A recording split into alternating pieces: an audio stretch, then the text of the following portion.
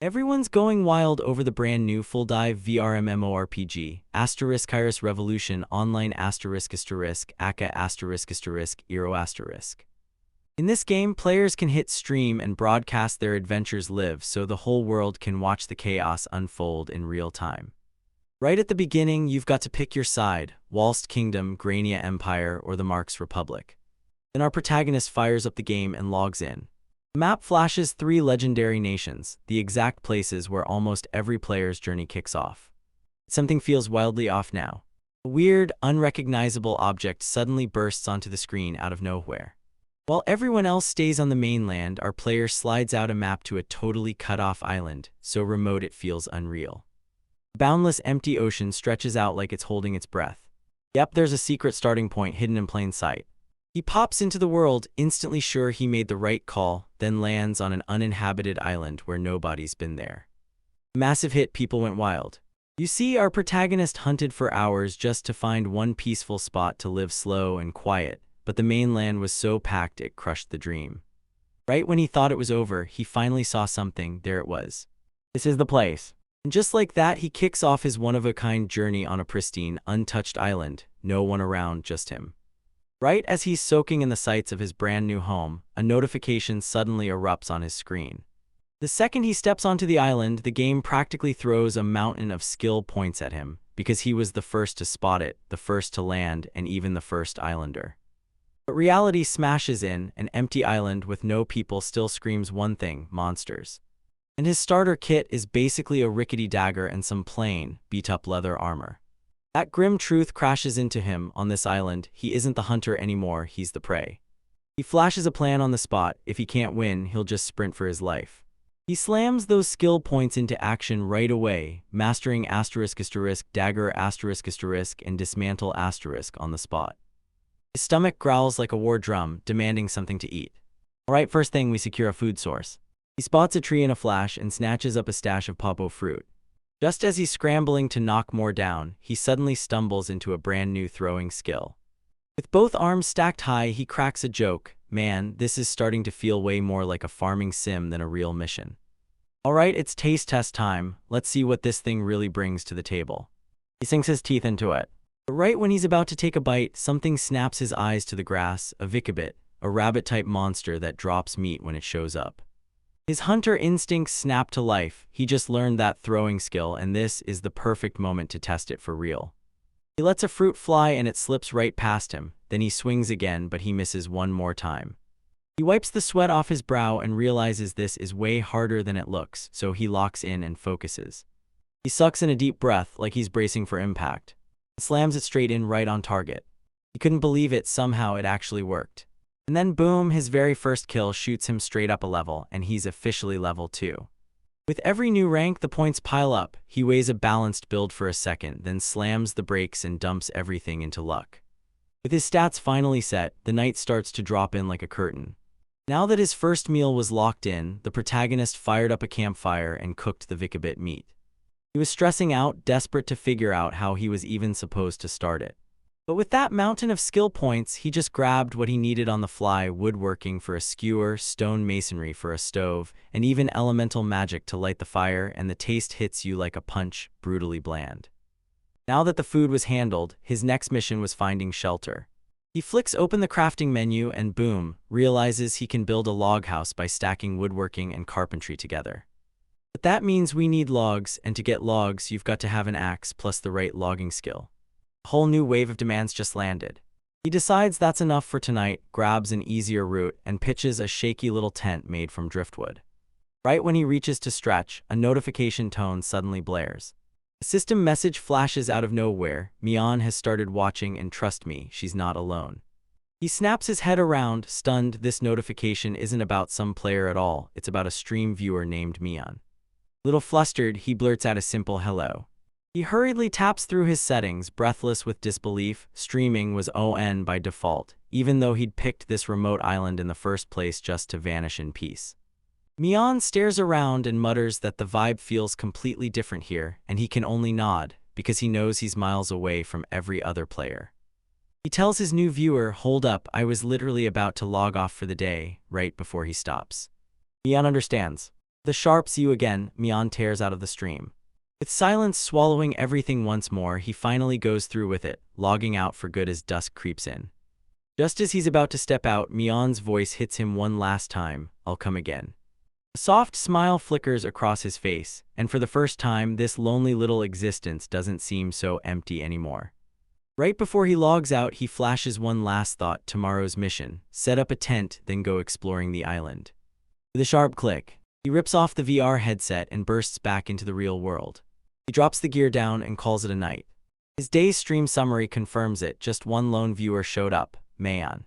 The very next day at school, a classmate bursts in and wakes him up, morning still on his shoes, then blurts his name and asks, "So you're really telling me you only managed to make that character last night?"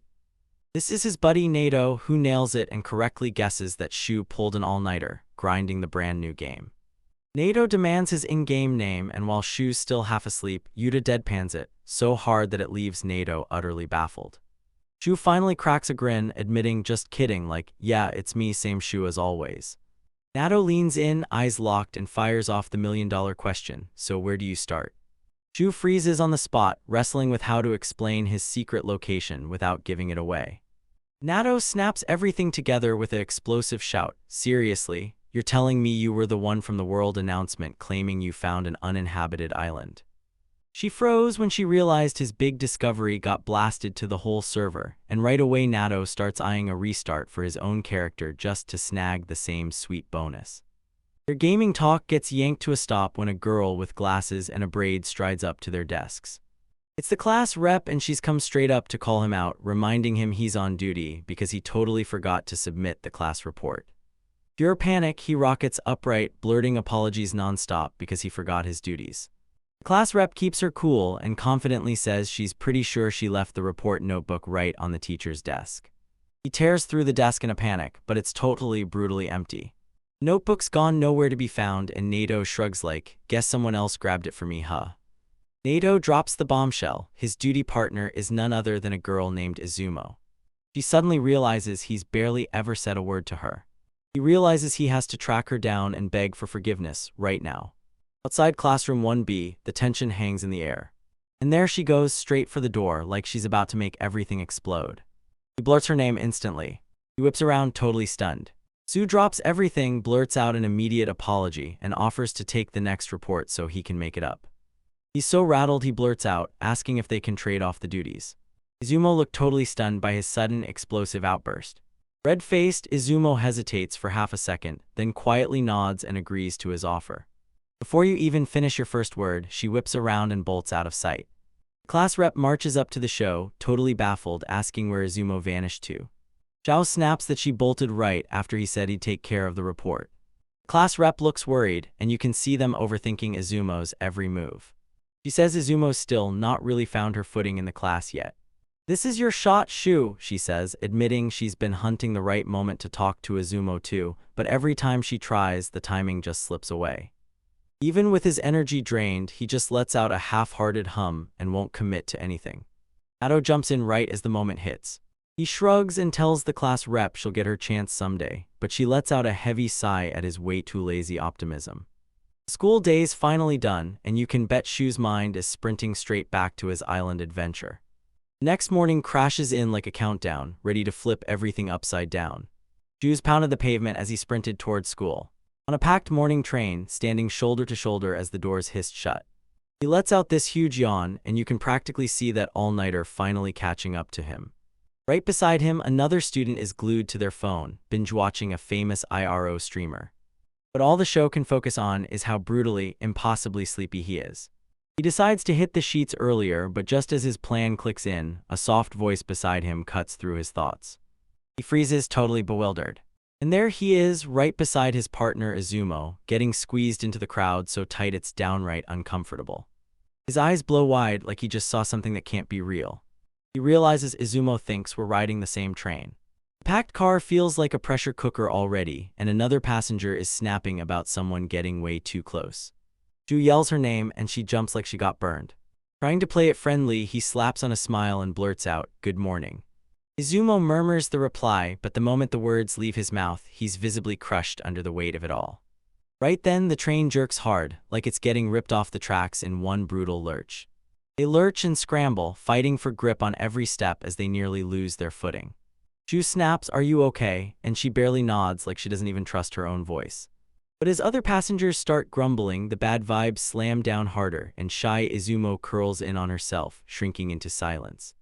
Tears flood Izumo's eyes as she blurts out the reason, and suddenly you can see why the weight of everything feels so unbearable to her.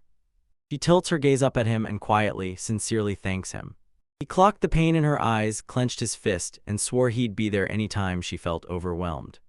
Later that day at school, out of nowhere, a voice blares across the room, demanding everyone show up. It's Nato, and he's grilling everyone, demanding to know which club's show they're planning to join. But Shu is wrecked from his all-nighter, deliriously mumbling about betrayal while Izumo watches, all worried and on edge. Little did they know, their training counter had already lit up the rumor mill. Classmates were whispering that they'd been flirting on the way to school. Nato snaps him into a headlock on the spot, taunting him about joining a romance club, and Shu sputters back, "I was just heading to the computer club." Just as the chaos is roaring, the class rep bursts in with a cheerful grin and kicks off homeroom. Nato gets hit out of nowhere, zero time to brace himself. The class rep jumps in and blasts the news. Club recruitment week is officially live, and if you want in, you've got until Friday after school, no excuses. When the announcement wraps up, Nato whips around and demands, "So, have you picked a club yet?" Nato grinned as he announced he'd join the track and field club, because that's how he planned to slack off properly. After school, Shu heads straight for the computer club, like it's about to kick off something huge. He peeks in, frowning at the tiny room, but his hope spikes anyway, because they've got PCs, and suddenly his dream of playing IRO feels way less impossible. He lifts his hand and raps the door, ready to make some noise. Right before he can, the door blasts open, and someone smashes straight into him. Long dark hair cascading, she leans over the stunned crowd and fires off, "So, you're here to join the club, right?" Totally blindsided, the show can only sputter and stammer out a response. Not waiting a second, she snatches him by the collar and blurts out, "Wonderful, come on in." She yanks him inside, beaming and shouting, "Welcome to the computer club," but before she can even finish, the other person in the room snatches the attention of the show. It's Izumo, his quiet, shy classmate who never raised his voice. "Izumo-san," he blurts, shocked beyond words that she's standing right here. That hyperactive girl flings an arm around Sho's shoulder and parades him like he's the hottest prize. "So tell me, who do you think our first possible member is?" Izumo's expression lights up instantly. "Shaokan, I know him." Somehow she managed to swipe his student handbook, then flashed a grin and said, "I'm Katori Suzuan. Yep, you're in my class too. I'm in 2A. She holds out a handshake, but the show's face tightens with worry. "I'm not sure I can join." Katori asks why the Shu gestures at all the fancy equipment have everyone panicking about club fees, but she just waves it off. "Oh, that's no problem at all." Katori tells them the club isn't just surviving on vibes, school funds them, and they rake in even more cash by running their own events. She breaks into a grin and says, "I'm Active Magible, the virtual idol." He was completely wrecked. Magible, this wildly popular game streaming virtual idol, went nuclear this year, and everyone couldn't stop watching. Katori's playful grin disappears the moment she leans in close, and she swears him to total secrecy. With everything finally sorted, she stamps his membership as official, then shoves him into a seat and dashes off to brew him some tea. Shu and Izumo awkwardly perch on the couch while Katori breezes in, pouring them drinks like nothing can go wrong. Out of nowhere, a calm voice cuts in, "Forget the small details. Tell me you both have your ID, right?" They both say, "Yep, right on," and the answer is crystal clear. Question shot back from a confident girl with a side braid, like she owned the whole room. The club leader declares they're all trading friend codes, and Chu's jaw drops when even Izumo, the quiet one, turns out to have an account too. Everyone slipped on their employee IDs like it was time to hit the next level. A system window snaps into view, and there it is, a friend request from the one and only Majibel. Katori grins and promises she'll fire off a request to Izumo next. But she freezes, staring at the screen, terrified the message never sent. Shu gulps and finally speaks up, voice trembling with hesitation. He tells his friend the exchange looks like it worked perfectly on his side, then right when he thinks it's over, he spots something seriously strange. Chilling thought that makes the blood in his veins turn to ice. Right on his friend's list, he spots a familiar name, Mion, blinking there as online. The club leader's voice snaps him out of his shock and Shu blurts out, "I'm fine," stammering hard as panic slams into him. After the friend codes got swapped, the club leader grins and announces it's finally time for everyone to introduce themselves. She lays down one clear rule. During club time, everybody calls everyone by their in-game display names. Hugo steps in, introduces himself, and lets everyone know he's an absolute IRO superfan. Next up is Izumo, quiet, shy, and instantly adorable. She introduces herself as Izumo MIO, admits she's totally hooked on IRO game streams, and you can tell she's not the chatty type. When he hears they're both into IRO, Katori goes full fire mode, throws himself into the spotlight, and starts grilling the show on where it started and exactly how its character is built. Caught completely off guard, like the world just yanked the rug out from under them. Shu starts to explain, but his voice shakes as he admits his journey began at a totally different starting point. Forgotten Island, no people, no lights, just silence stretching into the horizon. The others stare in shock and Katori snaps into action. Right away, he realizes Shu is the mystery player from that huge world announcement. Their excited chatter gets ripped apart the second their club advisor, Kumino-sensei, suddenly shows up, making Katori jump out of their skin. Shu stammers, blurting, "So, are you our advisor?" The club leader steps up, fires up the room, and declares it's time for the new recruits to dive into the club's big, virtual view. Shu slams the lock and shuts the door the way he was told. She tells them they're ditching the real view for the virtual one, straight from their HMDs. This mode links all 5 senses straight to the virtual world, so you get swallowed by the experience. He shuts his eyes tight. And just like that, everything hits in an instant. The world whips into something totally new. Everyone's suddenly in their IRO avatar forms. Katori's in her full, perfectly manageable glory, and when Kumano-sensei shows up in a sleek suit, you can practically feel him scrambling to keep up with the sudden change. With a dramatic flourish, Majable proudly welcomes everyone to the show in Izumo, then promises to show them what the computer club is truly about. With a bright grin and a bold pose, Majable bursts out that her IRO stream is officially live. The club leader leans in and tells them they're all glued to one of Majable's insanely popular live streams. Her jaw dropped. Turns out more than 10,000 people were watching her fight an orc at the exact same time. The chat turns into a non-stop storm of hype, praises exploding as huge donations keep crashing in from her loyal fan base. Izumo is totally blown away, whispering like, "Can you believe it? So many fans, it's unreal." Then she leans in and asks, "So the whole club's big job is just helping Majaba power up her streams?" The club leader makes it clear they can do it, but they do have too, because Majable's streaming was really a desperate last-ditch move. They were seconds away from getting shut down for good, until Majable snapped in, pulling out her own streaming money and covering every single cost herself. Majable just grins and says that's the whole point. Nobody's forced to help unless they're brave enough to try being a virtual idol themselves. Izumo's face instantly goes red, and she blurts out that she's basically terrible at games. Xiao replayed Mayan's message in his head. She insisted she was only a viewer and that he didn't need to feel pressured. Majable blurts out that Shu should stream for them, and the second he hears it, panic rips through him, because now he's convinced she's trying to turn him into an idol. She fires off a quick, clear question. She's not asking for anything else, just wants to watch his gameplay. So does he have an archive of his streams? He flicks his eyes over to Izumo. She flashes him a bright, encouraging smile that instantly lifts his spirits. All fired up with fresh confidence, Sho brings up his stream archive so the whole club can see. The club leader and Katori are completely spellbound, finally seeing it. This guy really is surviving all alone on that island. While they binge the VOD, a notification suddenly flashes across the screen, and the club leader zeroes in on the name of his very first viewer. Izumo blurts out, "Wait, oh my god, it's me," and admits she just happened to stumble onto his stream by pure chance, leaving Katori stunned at how wild the coincidence is. The club leader suddenly looks worried because with Sko trapped on his island, they can't actually play the game together anymore. The club leader fires up the room, saying their legendary track record proves the time is now. She wants everyone to make a bold move and start their own activity, and she's basically daring them to zoom out and do it. Shu awkwardly admits his gameplay is basically a snooze, just hunting weak mobs and picking up leaves over and over. And the club leader's mind sparks with a wild idea. She can't contain her excitement and pitches a collaboration. Mian can jump in and deliver live commentary for Shu's deserted island stream. As everyone else freezes at the proposal, Katori's eyes light up. She thinks it's an absolutely fantastic idea. And that's how their very first streaming session together kicked off. Back on the island, ready for whatever chaos hits next. The earth shakes hard as heavy footsteps pound the ground.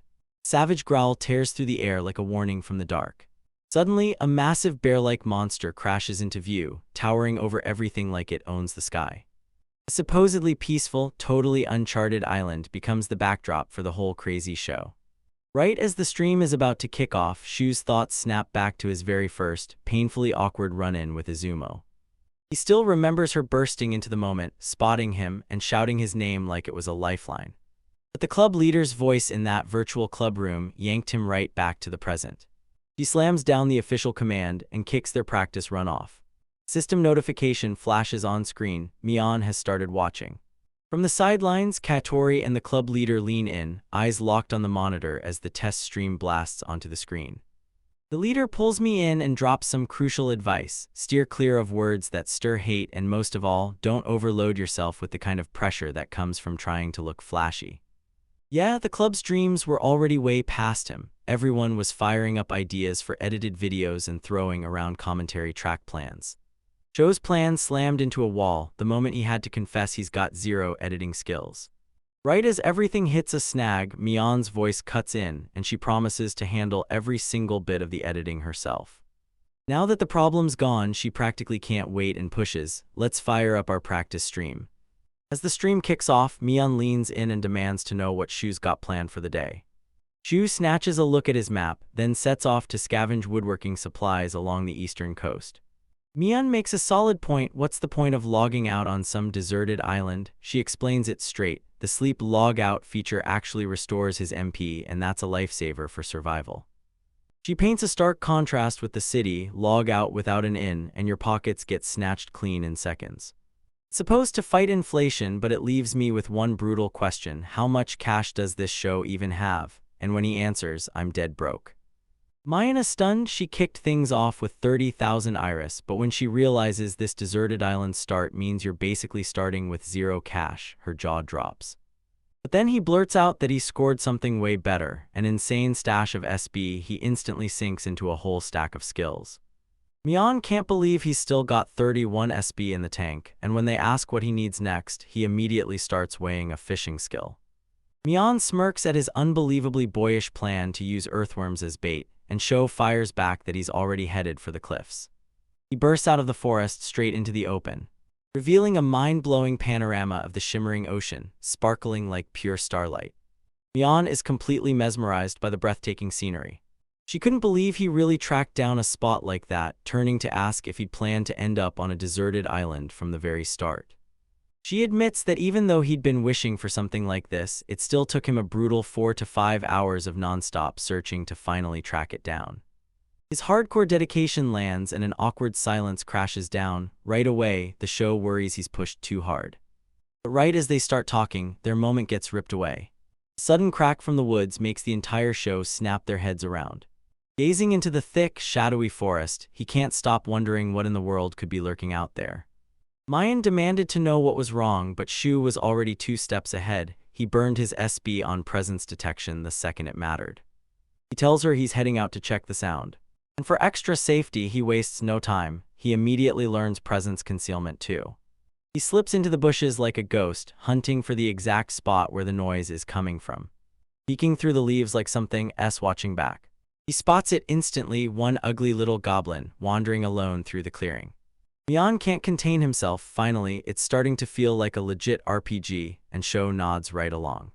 His eyes narrowed to a razor-sharp focus, locked onto his target.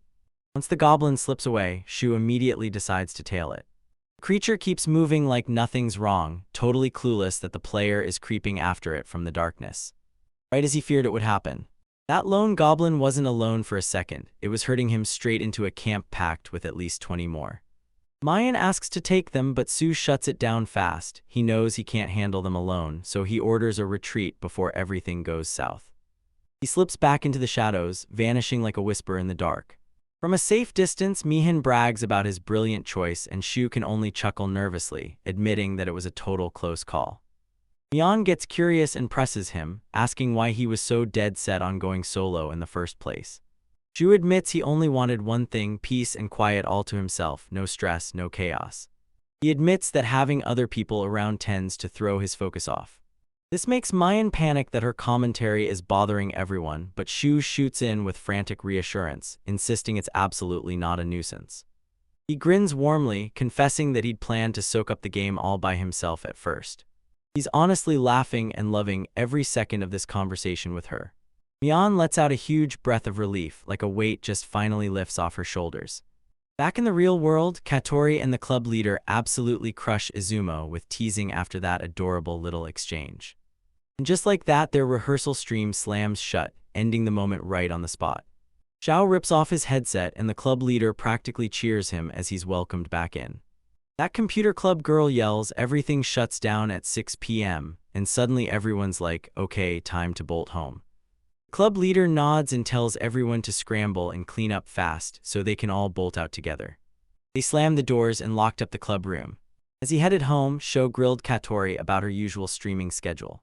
She lays out her usual routine, and right then Izumo cuts in, confessing that since IRO is brand new, she's been itching to play it all week. Izumo totally fried from the teasing. Suddenly, a dark aura creeps in. Kumano-sensei fires off a warning at Katori, telling her not to drag the new students into trouble with that non-stop streaming schedule. Shu and Izumo are frozen stiff with fear, and Shu's brain is already screaming, never, ever cross our advisor. Katori, totally unbothered, smiles and says she's gotta prep for her own stream, then she rockets out of there. Shu and Kumano-sensei get left in the dust, completely drained by the brutal wall of Katori's energy. Then the advisor slams down the rule: if you're under 18, you can only show up on live broadcasts until 10 p.m., no exceptions. She takes that last piece of advice to heart, heads straight back to the staff room, and makes sure everyone's safe on the way home. And just like that, the school day slams shut, ending everything in one final rush. Shu hurries back to his home. He rips through the front door, grinning wide as he cheers that he's back. The second he steps in, his younger sister rockets in with a flying hug and practically shouts, "I missed you," as she cheers that he's finally back. This is Mickey. Shu just grins, watching her unstoppable energy like it's never gonna run out. She asks if he's finished studying for his exam, but the real question burning under her smile is what they're eating for dinner tonight. He picks curry, then they split the household work in a flash. He's in the kitchen, while she rushes through the laundry and gives everyone a bath. Flawless system, no cracks, no mercy. Just as he starts getting everything ready, he hears her humming from the next room. We get a fast snapshot of their home life, just the two of them right now, because their parents are stuck on this long business trip. She can't stop thinking about them. His mom is this brilliant beauty, and his dad is so crazy about her it's practically an obsession. His focus crumbles the moment Mickey pops in and hits him with a sharp question. When did you start playing IRO? Busted Chu stammers, "Yeah, I kicked it off, but..." Mickey's eyes suddenly blaze with excitement. She blurts out that she wants to play, then it hits her. She's got to study hard for her high school entrance exams. But Mickey's got a secret weapon. She leans in and spills it. She was one of the lucky few selected for the limited open beta, and there's no way she could ignore it. Then she leans in and asks, "So, are you going to the same high school as me?" Sue thinks she can aim higher, but when he clocks her grit, he caves, then strikes a deal. If she can track down his character, he'll finally play with her. He's over the moon with excitement. Mickey throws a huge party for pulling a promise out of her big brother until he just snaps, "Please sit down," like that's the only thing he'll give her. Later that night, he couldn't ignore the pull of the game, so he logged back in. He admits to himself that Majibel's stream lit a spark in him, so he shrugs off sleep and braces for another sleepless night. He can still feel the buzz of Majibel's electric stream, running late even after school had already ended. Back in the game, the first thing he does is slam open his stream settings, so only Mian can see it. Before anyone can even blink, a notification pops up instantly. She started viewing, and it absolutely leaves everyone stunned. He flashes a friendly wave the second Mian greets him through the chat. She presses him what's the plan for tonight, and Shu decides to kick things off by hunting through the island's western side. With a soft warning from me, he shoots a shy glance and slips off carefully. He barrels into the woods, pushing deeper with every step. He quickly clocks that the place is packed with cedar and pine, and that detail on the notes basically tells him the island's resources change depending on where you land. She nods immediately, already picturing that exact kind of wood turning into the perfect log house. But just as he's flying through his architectural plans, his presence detection skills suddenly flatline right in the middle of everything. Mian demands to know what's wrong. She snaps on presence concealment right away, convinced he caught wind of those goblins from the settlement. He's sure he can take it solo, but there's still a knot of unease tightening in his gut. Right then, a terrified yelp suddenly shatters the silence. He leans out with bated breath, then freezes because instead of a monster, he spots a tiny, fluffy thing sobbing in the middle of a flower patch. Ju and Mian are absolutely stunned. He creeps closer to the whimpering little puppy, all but convinced it's just a helpless pup. He leans in for a closer look and boom, his eyes widen in shock. Yep, it's really a puppy.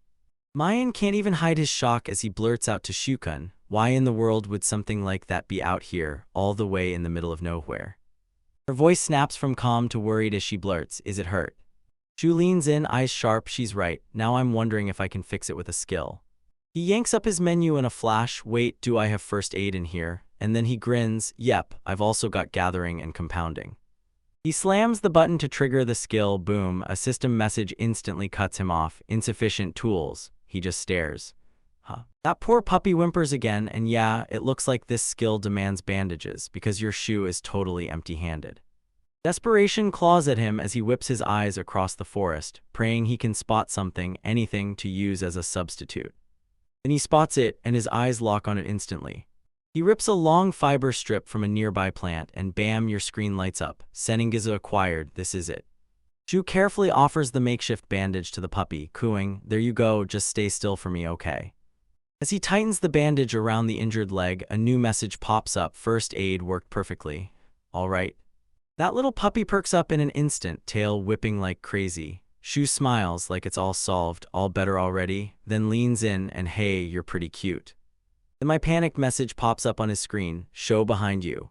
He whips around and his heart drops to his stomach. Towering above him, a colossal bear monster, an armored bear, fills the night. Pure panic blazed in his eyes. She screams, races across the chat, snatches the puppy up, and then bolts, yelling, you don't have to tell me. He sprints through the forest like his life depends on it, not slowing down until he finally stumbles into the relative safety of his camp. He drops to the ground, choking on air, gasp, gasp. Are you okay? Mian blurts, I'm just so relieved you made it out. Tiny puppy whimpers and bumps into him, pleading with pure worry. You hauled it back with you, Mian observes. Shu, you said I couldn't just leave it, and the moment it was in my hands, it looked starving. Right on cue, his stomach growls like it's got a plan, then he asks the little creature, got anything to eat? So he decides to keep it easy. He holds out a wooden bowl of water and stares at it like, come on, will you drink?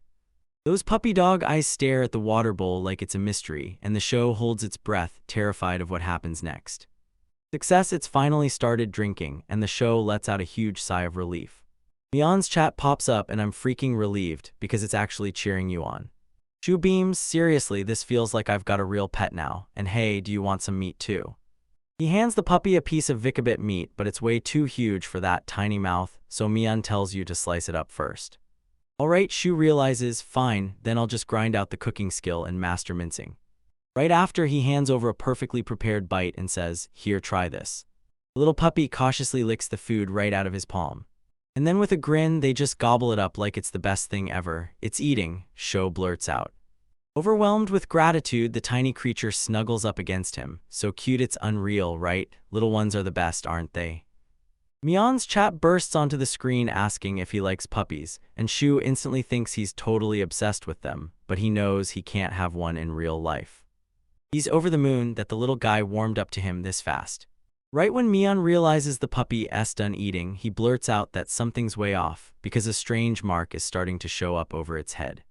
He stares and there it is, a weird symbol hanging in midair. What the heck is that? He thinks, while Mian clues him in that it could be a sign of their brand new friendship. Then a system notification blasts on screen, offering him the taming skill plus those shoes, and his mind just explodes. He frantically slams through his skill menu, panicking over what the SB cost could possibly be. Mian caught the prompt, slammed into the form, then the price hit him, 9 SB.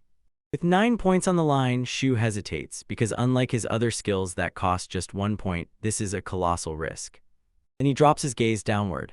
Those wide, pleading eyes locked onto him, and just like that, he made his choice. There's no way he's not getting it now, he declares it loud and yanks the puppy into a big, happy hug.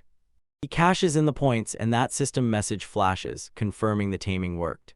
The second the game boots up, it shoves him forward, making him name his brand new companion right then and there. Mayan's shoe-fumbling panic catches everyone off guard, then he suddenly jumps in from the chat with the perfect suggestion.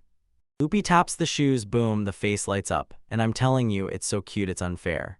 Then bam, another system alert crashes in, achievement unlocked, Pioneer of Taming. He just scored *10 fresh skill points back. Mayan can't believe how effortless his achievements keep stacking up, and deep down, he's got to feel a little proud. All of this, he insists, is thanks to Loopy, then he hands every bit of credit to his new partner. Overcome with pure cuteness, Shu showers the happy pup with non-stop affection. With his energy fully back, he grabs the moment and heads straight for the grind on the island. His next move, build traps and build them fast. He knows the moment those goblins level up too far, he's cooked, so he starts preparing before it's too late. He dives into the skill tree and realizes trap is a 3-part skill: creation, setting, and discovery. Mion screams that grabbing all 3 will hit your SB like a truck, but the show shoots back, he already just cashed in that 10 SB refund. He decides, alright, let's grab them all, and wastes 0 time, ready to try every last one right away. After unlocking his new skills, Shoyo and Loopy charged straight into the southeastern jungle. Out of nowhere, Loopy's fur bristled as she growled, picking up something lurking in the bushes. Before anyone can even react, Loopy suddenly goes for broke, leaping in and taking down a Vikabit all by himself. He's absolutely gloating over how smart his pup is. He tears the monster apart and hauls away some Vikabit hide. Nice, now he can turn it into leather cords for his brand new traps. With these cords in his hands, his preparations can finally kick off for real. Mion fires off a question about what trap he's building, and Shu immediately shrugs it off, saying a simple snare trap is the perfect place to start. He hustles over and grabs a handful of sturdy branches, and a system notification flashes, proving he can craft it now. He spots the perfect tree and starts testing his brand new skill right away. Loopy leans in with a curious tilt, staring like something wild is about to happen. Shu snaps to his new partner fast, stay away from that tree, or they'll get caught in the crossfire by accident. He expertly threads the leather cord with slow, focused precision. Just like that, his first trap snaps into place. Mion starts wondering if any rabbit monsters are lurking nearby. Shu's sure they are, and that other creepy creatures are out there too. For now, he can only wait with his heart in his throat. When he logs back in, he'll check the trap, and Mion is already buzzing, dying to see what it pulled off. As the trap show goes off, he still can't stop thinking. He wants to build a flying disc for Loopy. Loopy lets out a joyful bark and barrels into Sue, hugging him tight in pure affection. Mion can't stop smiling, convinced the puppy gets every word, but Sho quietly thinks it's all in his head. Mayan would have kept binging for hours, but Sho clocks that the real world is calling and shuts down for the night. Back in the real world, Izumo fires off a bold plan for their new project. She wants to splice their rehearsal footage into a killer prologue video for their channel. Shu's totally flustered, but he's buzzing with excitement as he blurts out, "I honestly think this is a fantastic idea." Izumo's got his eyes on the editing, shows all the promise in the world, and then, boom, their collaboration officially kicks off as they both vow to give it their all. Izumo races into work and slaps a title on their new series, The Miracle of Enro ****. The very next day at the computer club, her finished video blasts onto a tablet screen. The club members stare in stunned silence as that massive opening blasts into action, revealing the lone player on an untouched, uncharted island. Hattori can't even process it. Those edits are so professional they blow her mind. Right as the video begs you to subscribe, Sho freezes in pure awe, because Izumo just pulled off the impossible in one single night. Izumo whipped around to the group, hands trembling, and blurted out, "So, what do you think?" with pure nervous dread. Out of nowhere, a hand snaps onto her shoulder. Hattori erupts with praise, yelling, "Mion, this is insane," and basically gassing up the whole world. This channel is about to blow up. The club leader whips around to the blushing girl and says that the video blew past every single one of her wildest expectations. Sho leans in and lays down heartfelt praise, telling Izumo he was hooked from the very first second to the very last. A surge of relief hits Izumo hard as she leans in and whispers, "I'm so glad."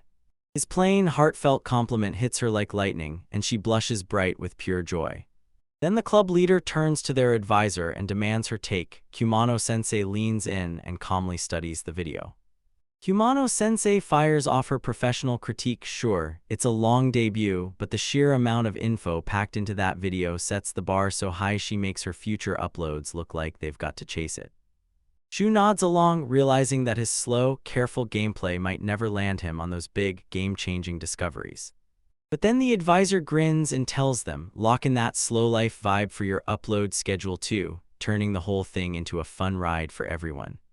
Shu can't help but stare, amazed as Izumo scribbles down every bit of feedback with relentless focus. Izumo doesn't get knocked down, determination surges through him like a shot of adrenaline. Katori and the club leader stare at the chaos ahead and wonder how they'll even handle running a channel when this whole thing started in such a wild, one-of-a-kind way. With the clock screaming down, the club leader slams down a decision. She cuts the video a little shorter and uploads it right today. She tells Izumo to take care of the final edits, and the moment he hears it, Izumo jolts, then instantly agrees. Zayo stares, jaw dropped, as the two girls hammer the computer keys in sync so fast it's like watching lightning. He smiles warmly, quietly marveling at just how insanely talented everyone around him is. Zayo stops for a beat, staring at their dream like it still might slip away, and vows to grow their fan base little by little, until they can finally hit that live streaming goal they once swore was impossible. And just like that, their very first video, Uninhabited Island Discovered, drops live for the whole world to watch. Right away, everyone in Iris Revolution Online starts buzzing, because they realize this is the video about the legendary server-wide announcement. The buzz rockets across the game's social media, and people are already flooding the comments, gushing about how adorable the commentator Mayan is. Viewers can't stop going wild over how brutal the Shu Start challenge is, and they're already piecing together when the channel will drop the next upload. As the views roar upward, the subscribers surge too. Mayan's channel rockets straight to 187 followers in no time. The next morning at school, the bell screams and everyone snaps to attention. The show gets ambushed on the spot by his friend Nato, who blurts out, practically vibrating, "I saw the video." Drenched in sleep, the show can only stare in awe at his friend's unstoppable energy hitting like lightning this early in the morning. "Really watched it?" Shu blurts, and Nato lights up and shoots back, "Of course I did." Nato swears it just popped up on his social media feed, and Izumo, overhearing it from the back, freezes in total shock. Flustered out of her mind, Izumo yanks out her phone and frantically checks whether the video is done. Her eyes bulged wide with pure disbelief. She thrusts the phone in front of his face and boom, she's showing him numbers that don't make sense. Over 100,000 views and a whopping 43,000 subscribers. Shu can only freeze in place, staring in shock as he confirms, yeah, it's real. The class rep huddles close and whispers the clues, then asks the commentator if it's really the person she thinks it is, while Shu quietly tells her to keep it a secret. Nato wastes no time. He grabs that secret and pushes hard, demanding exclusive game tips just to keep his silence. Shu sighs, telling him that since IRO's a club thing, he's got to ask first, and that's more than enough to satisfy Nato. As Shu and Izumo head out, the class rep clocks how smoothly they're working together now, and Izumo immediately passes along the club leader's message. They have to rush to the club room right after school. They slam into the club room and freeze because the club leader is already there, eyes sharp and voice blazing, saying, "You're finally here and trust me, things have gotten absolutely incredible." Katori cracks the door and peeks in like he's trying to act casual, then blurts, "Don't spook us like that, leader. Oh, so you noticed the numbers? I was just checking how much they'd grown." She immediately panics, blurting out whether their video-s getting roasted online, but the club leader cuts him off. "This is the opposite. It's spreading fast and we're picking up real fans." She thrusts her phone out and proves it. This abandoned island is the hottest gaming trend in the whole country. She spotted her opening and pounced, asking Sho for his social media account handle right then. Shu and Izumo are both left speechless. Shu blurted that he doesn't even have an account, which floors Katori, and then Izumo admits she avoids it on purpose just to dodge game spoilers. Zu tells them an official account for Mayan would be smarter, but Izumo admits she's only ever used a locked private one. Club leader sized up her 2 stars and realized they're totally wrong for self-promotion. Right then, Kumano-sensei storms in and barks, "Stop clogging the doorway, come inside and talk to me." Once everyone finally settles down, Kumano-sensei asks what sparked all that commotion, and the club leader blurts out, all fired up, that they were brainstorming how to use social media to push their viral video. Katori, all business as always, says the video's blowing up, so now's the perfect moment to launch an official account and ride this hype wave while it's hot. But Kumano-sensei shakes his head and insists with a deep, thoughtful certainty that maybe they don't even need social media in the first place. She explains that because their content is built for slow living, a fast-paced platform could miss their audience completely. Then the club leader just nods, admitting she's right. Still, the club leader shoots a quick look at the laptop. The screen flashes that the video has blown past 250,000 views, and she's grinning like, we can monetize this right now. She just warns she'll be the one dealing with the messy tax details. Katori casually drops that she burned through her own streaming money and donated 5 million yen to the school last year, and that's exactly how they snagged all that top-tier equipment. Shu and Izumo are left totally dumbfounded. The club leader's eye sparkles with greed as she wonders if they can stream every day, but Kumano-sensei snaps it down on the spot and reminds everyone, your main job is to be students. Katori silently prays she could just hit stream and ditch the studying. Just as Kumano-sensei's dark aura snaps into place right behind her, Katori panics and instantly pretends she never said a word. Spying the opening, he shot his hand up, heart racing, and blurted to the club leader, I've got a request. Caught off guard, she blurts, so, what do you want from me exactly?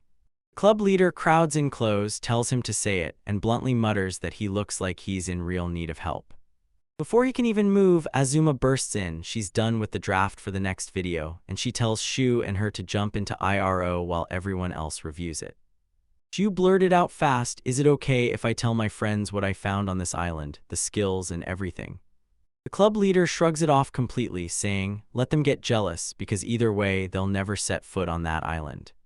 Xiao catches on this whole move is meant to lure fans who hunt for game guides, and the leader backs it up, straight up calling it a brilliant plan. With the business settled, the leader bursts into hype and shouts that it's IRO time, because the students' play window won't last long. And then bam, everything erupted in a single flash. Shu sprints back to his island camp. He scans the area, hoping Mayan's already there. A notification flashes on screen, bam, Mayan's already in the chat and she's popping off, hyped as she announces she's here. He whips around just in time to see Mion's avatar waving at him from way out in the distance. Shu calls out to her back, hey hello Mion-san.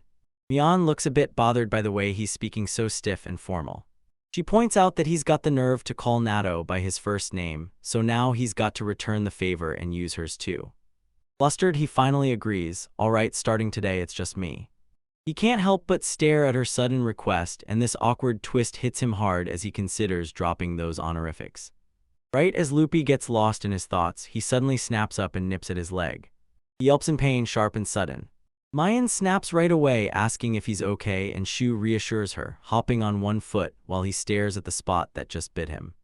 He snaps his gaze downward, and there it is, Loopy wagging its tail like an angel, acting totally innocent. I was Scoops, Loopy hugging you with everything they've got, and man, what a relief. I'm so glad you're okay, I was freaking worried. While Shu was logged out, she confessed she was terrified Loopy would get jumped and torn apart by monsters. Suddenly, her eyes lit up with a brilliant idea. If we crank Loopy up, we can stop worrying about anything, so let's start training right now. And just like that, the brutal training montage kicks off. Sho is screaming encouragement while the completely wiped out Loopy slumps there, beat to nothing. After an hour of straight monster hunting, a notification flashes. Shu just leveled up, and Mayan immediately showers him with congratulations. As the stream rolls on, Majabel can't help but throw in a smug jab. Pacing's kinda slow, huh? I'm already level 7. Ignoring the jab, Shu shrugs it off and dumps every fresh point straight back into his stats. Mion realizes he still has tons of skill points in the tank, and Sho confirms that the achievement bonus gave him a huge cushion to work with. Are we done for today? Mayan asks, but when she sees his face, he shakes his head. No way, there's one more thing. Mayan's eyes suddenly blaze with understanding. Oh, so you're saying you've got to go check on it, right? Alright, time to swing back to the trap site. Dangling upside down, their prize hisses, a lizard-like monster that's ready to strike. Mion s up on the sidelines, cheering like crazy. No way, it actually worked. Xiao grips his dagger tight. Alright, it's time to rip this thing apart. But the creature jerks and thrashes like a trapped storm, violently writhing in the snare. The show lurches back, shocked by how ferocious it is. Whoa, this thing is pure violence. Loopy's eyes narrowed to razor slits. That tiny puppy snaps out this shockingly fierce growl, daring the giant monster to back off. Sho gently pins Loopy back, telling him it's fine, I've got this, he says, so hunt somewhere else for a bit. Now that the monster's finally knocked out cold, Sho wastes no time, he's about to unleash his dismantle skill. Then wham, notifications blitzed my screen so fast I froze. Whoa, they all crashed in at once. Shu rips open his loot and grins, at least he didn't have to face the monster's deadly fangs while it was still alive. Mion pokes at the first drop salon lizard meat and grimaces because it's tough as nails and it's going to take serious work to cook. But next up is the real game changer, a saloon lizard's poison gland, the vital ingredient that powers paralyzed potions. And somehow he even managed to harvest a razor-sharp fang. Poison gland, Shu's mind explodes with wild possibilities. This could be the key. Once his work's done, he whistles for his buddy. Hey Loopy, time to roll back. The puppy's ears shot up the moment it heard something. Loopy joyfully darts back to his master's side, bounding with pure happiness. Ayan watches them, her warm smile lighting up her face. Loopy's insanely smart and ridiculously strong, she tells you, you gotta understand him, it's your taming skill. Loopy gets the green light to hunt close by, but Loopy's told, don't you dare stray too deep into the woods. Once the day's tasks were finally done, Sho decided it was time to shut everything down and log off. He plops onto his crooked bed of leaves, ready to shut it all down and end his session. But one heartbreak-soaked sip of wine brings his march to a screeching halt. Loopy gazes up at him with eyes full of loneliness and Shu blurts, hey, what's wrong? Are you lonely? Seeing his companions in distress, Shu can't just sit there, he has to step in. Come here, Loopy, he coos with that gentle smile. If we sleep together, you'll never feel alone. That tiny puppy's eyes gleam like they're filled with pure, unstoppable happiness. Loopy lunges straight into his arms, bursting with pure joy. After one last tight hug, Shu swears he'll be back soon, then clocks out for the night. Back in the real world, the shows finally stop. The very next day, he plops down at the table and digs into a meal with his sister. Mickey snaps the silence, brother. She jabs her phone right in his face, blasting that viral clip of his IRO character. Isn't this you? She demands. The siblings lock eyes in a tense standoff, tension snapping between them. Shu stays calm and tells her to put her phone away during dinner, but Mickey explodes, yelling that he won't stop until he gets him to confess. He tries to brush her off, convinced this remote starting point was the perfect escape, yet Mickey won't drop it, snapping at him that he's a heartless jerk. Finally, Shu gives in, he turns to her and asks, so you saw that video, what did you think? Mickey instantly starts breaking down his gameplay, calling out how he left the goblin camp hanging, and he can't stop urging her to know what happens next because she's dying to find out. No way you can beat one of me, she scoffs, and then the goblin camp proves why, popping up with special variants even when you're outnumbered 20-1. Her inner gamer gremlin erupts like, she can't stop smiling as she recalls that goblin subjugation quest she watched Magible Senpai stream.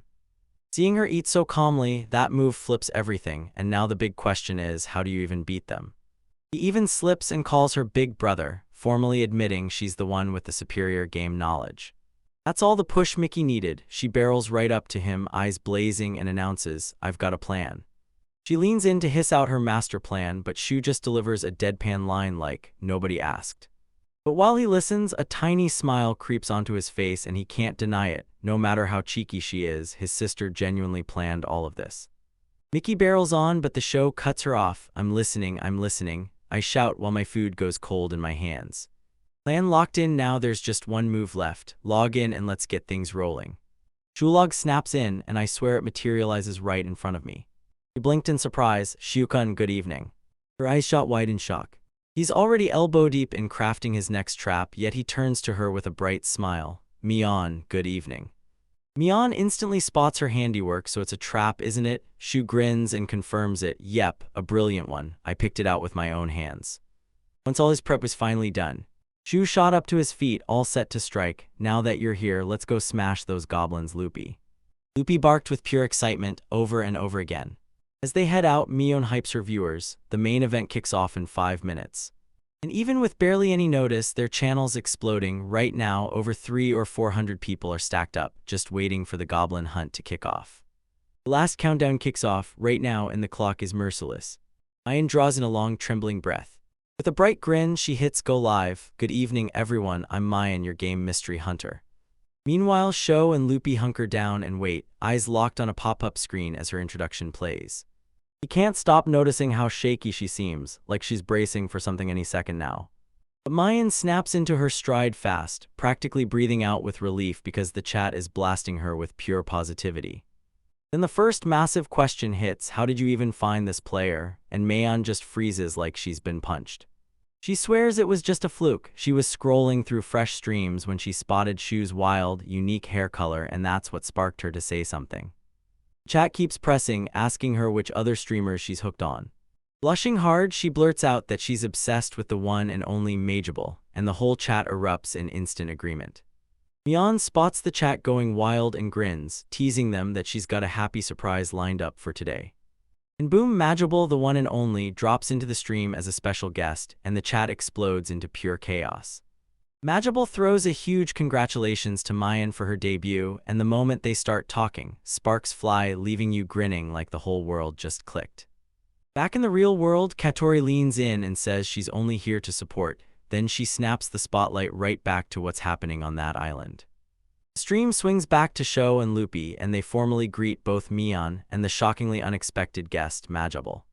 Mageable demands today's game plan, and Sho declares his mission in one breath: wipe out the goblin horde in the eastern forest. Mayan stares in disbelief and asks if he's really sending him alone, and Sho only smirks, saying he's completely ready for whatever comes next. She tells him to watch his step, and he vows that if the danger spikes, he'll slip out and back off.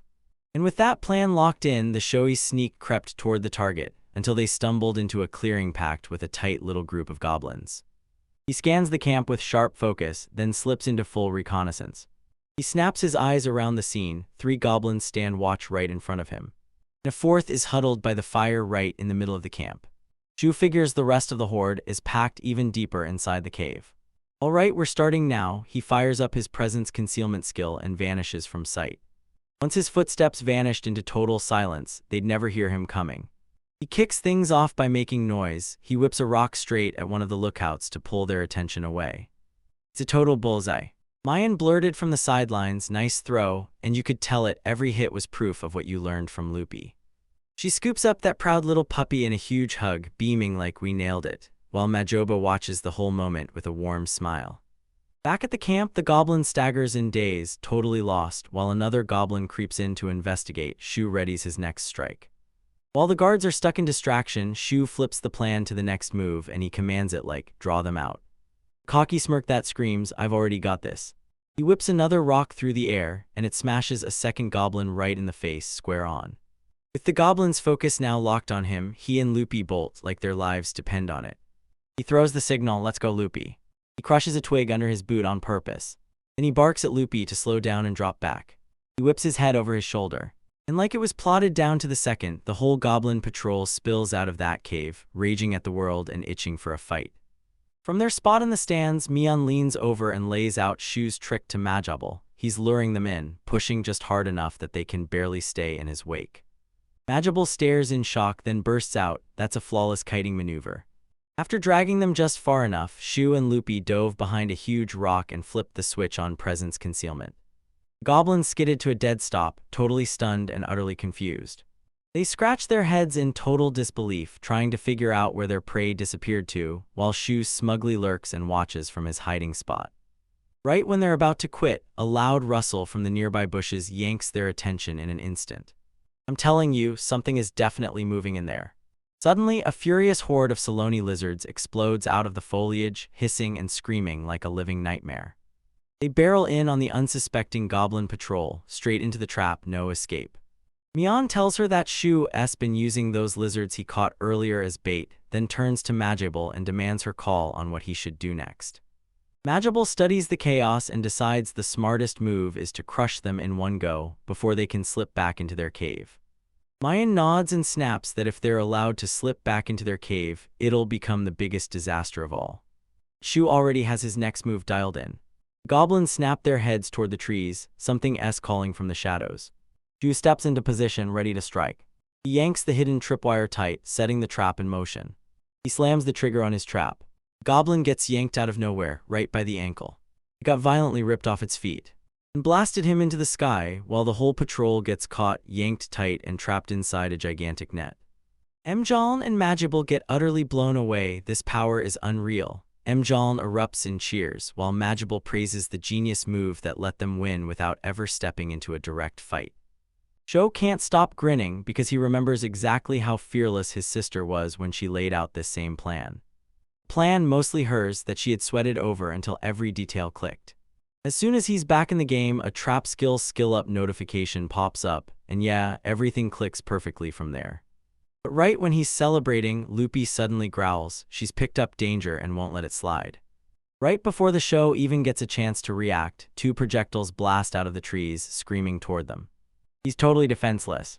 In a blink, Lupi's loyal companion rockets in front of him and takes the hit. The brutal impact slams the show and sends it tumbling down to the ground. Mian shrieks in pure horror as she sees everything from her avatar's point of view. On the stream, Majibal snaps his eyes over the damage, locks in that Lupi still has HP, and clocks that no follow-up attack has hit yet. His first thought is his partner, Lupi, are you hurt? He whips his eyes across the trees, hunting for the exact spot where the attack launched from.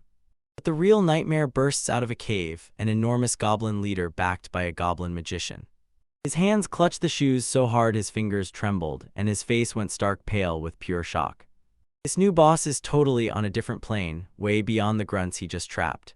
With a brutal roar, the goblin leader barrels ahead, club cocked high.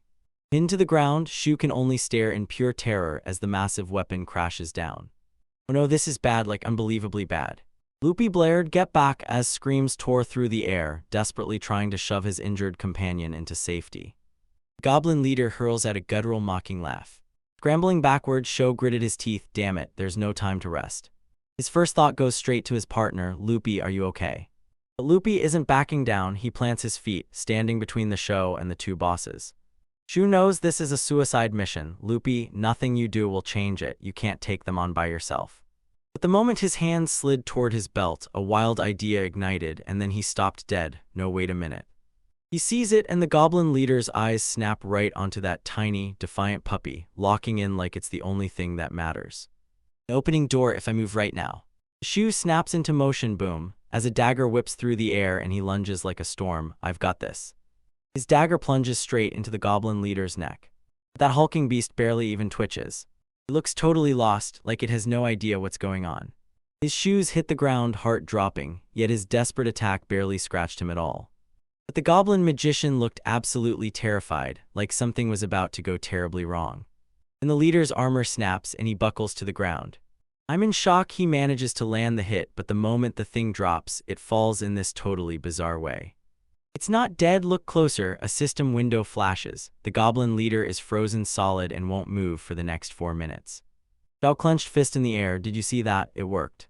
He finally reveals his trump card. He'd already coated his dagger with Ceylon lizard poison. With the danger instantly wiped out, Lupi bolts over, grinning, ready to show you. Shu snatches him up in a victory hug, shouting, "We did it, Lupi, you were incredible."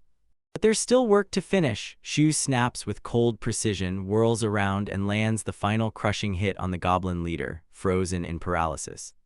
Victory! A system message blares that the goblin settlement is wiped out, and just like that, the area turns into a safe zone. Shu scanned the area and then it hit him. This wasn't just a change, it was a trap unfolding as the safe zone suddenly expanded. His eyes lock onto the cave the boss just burst out of, and in the blink of an eye, he's already plotting his next move. Then Mian's worried voice cuts through his thoughts, "Shukun." He finally answers and she lets out a huge sigh of relief, because for a second she thought she'd lost the connection. Shu sheepishly rubs the back of his head and blurts, "Thanks, I completely forgot we were live." And the broadcast is a total hit, like, the chat's going wild with praise, and Mian just announced their viewers have smashed 10,000. Mian pitches a wild Q and A for the massive crowd, and Shu nods like, "Alright, ask away, I'll answer what I can." Shu froze for just a heartbeat. He clocks that the goblin battlefield is a terrible stage, and pushes for a better spot right away. He spots a bunch of awesome flat rocks nearby and points them out. Shu sprinted over, yelling, "Call me in," and pulled Lupi over to join the group. Now that his crew's all settled in, he's finally ready to kick things off. Mian kicks it all off by firing a killer question at their special guest, Majibal. She can't stop wondering what secret let him crush the goblin leader. That one question blasts the floodgates open, and Shu gets slammed with 10 times more questions than he ever dreamed possible. That sudden Q&A rages on all night, then slams to a stop the exact moment the 10 p.m. curfew hits for under 18s. Once the stream fades away, the Goblin Cave sits there in cold, dead silence. But as Sue stares into the dark, something starts to crawl out of nothing and take shape right in front of him. A massive, ornate door suddenly looms into view, teasing a brand new dungeon and a deeper mystery on his totally uninhabited island. Next day at school, everyone's buzzing about the stream's insane success, and Nato can't stop himself as he throws excited congratulations to the show. She couldn't believe he'd actually watch, but Nato just flashes a grin and blurts, "Of course." And he wasn't alone. Players from all across the IRO empire were glued to the screen, which hit the show with the realization, this guy is way bigger than he ever imagined.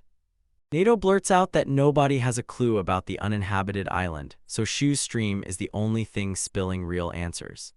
Even class rep shyly couldn't resist. She admitted she watched it too, because the game looked so damn interesting she just had to check it out. But Nato, sharp as ever, pieces it all together and fires off a question about the commentators, Majibel and Izumo. The class rep totally loses it, snatches the mic, blurts it out, and in a split second, Izumo's threatened by you, so he jumps straight to the craziest conclusion imaginable. Shu storms in fast, blurts that it's just a club thing, and tells the class rep, "Don't scare Izumo." Blushing hard, Izumo turns to the class rep and thanks her for worrying about her. The class rep tells the story of how Izumo confessed she was nervous at first, then somehow ended up having the time of her life on that massively popular stream. Seeing Shu puff out her chest with pride, she leans in and asks why he's the one acting so smug.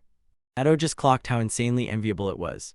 Meanwhile, across the IRO world, the top players are picking up nasty whispers that a civil war is brewing inside the empire. Back in the classroom, Nato starts needling the class rep, then realizes she's not playing around, she's seriously diving into the game.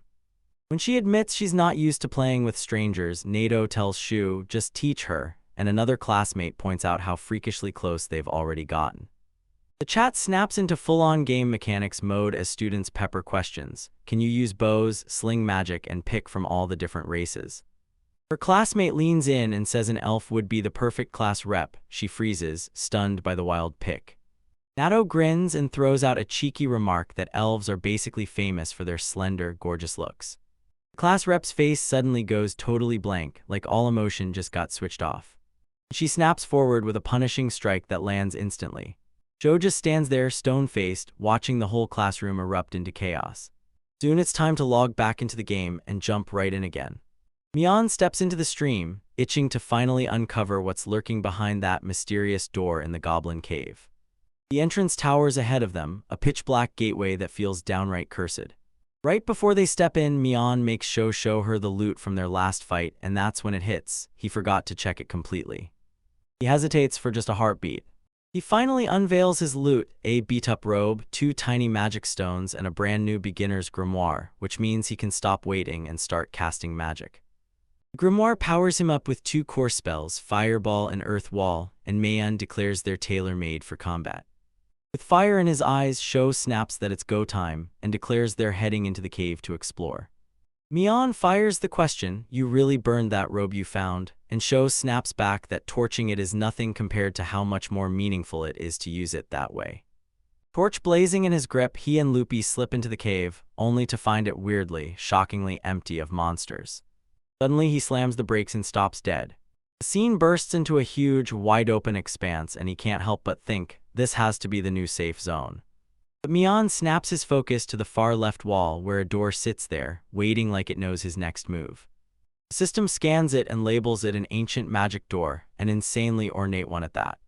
Mion can't believe it, this door is wildly out of place for some lowly goblin cave. Shu digs through ancient magic clues, but the trail goes cold, nothing he finds, just a blank wall, because all anyone knows for sure is elemental, spirit, and holy magic. Mion's voice slices through the quiet, pushing him forward, because if you don't shove fate right now, nothing changes. Right as the show reaches out, a system message flashes, access confirmed for the Blessed One, and then the door finally unlocks. Mion snaps into action and confirms the prompt, and with a thunderous rumble the massive door starts to swing open. It uncovers stone stairs that plunge straight down into the unknown. At the very bottom, a system notification flashes. He's found ancient ruins. But this isn't some random ruin. Shu's eyes light up with pure joy because this place is a workshop. His eyes whip around the room like a spotlight, locking onto the insane gear, starting with a roaring blast furnace. Hearth packed to the brim with everything it could burn. Gleaming untouched workbench. Mayon, the ultimate strategist, lights up the idea of a blast furnace as a massive jackpot. He can turn metal ore into something useful, but before they go all in, he pushes them to get the facility appraised first. Shu doesn't waste a second, he jumps straight into planning, already realizing he'll need blacksmithing and mining skills to make this place work.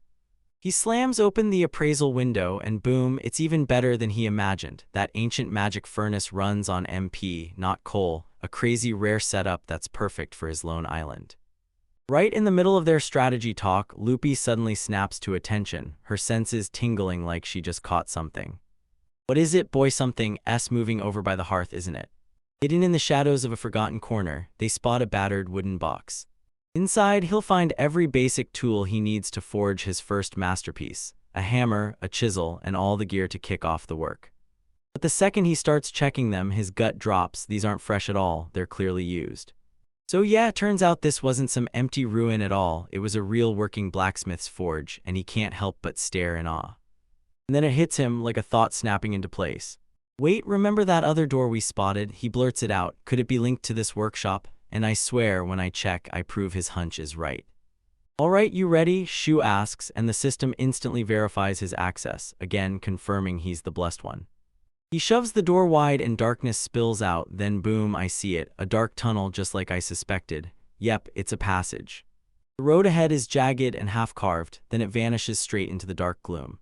I can't stop thinking about how far this goes. Those shoes are squeaking like they're worried too. We might trip over monsters any second, and Lupi, she's grinning like she's just been invited to the chaos. The tiny pup suddenly rockets forward, utterly blindsiding everyone with its timing.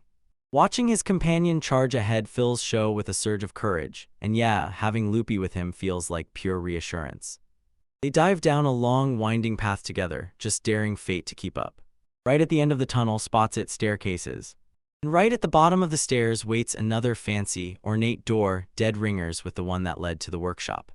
She runs her fingers over it and he squints, no handle at all. So it opens from the other side, or maybe I've got to hit a flag first.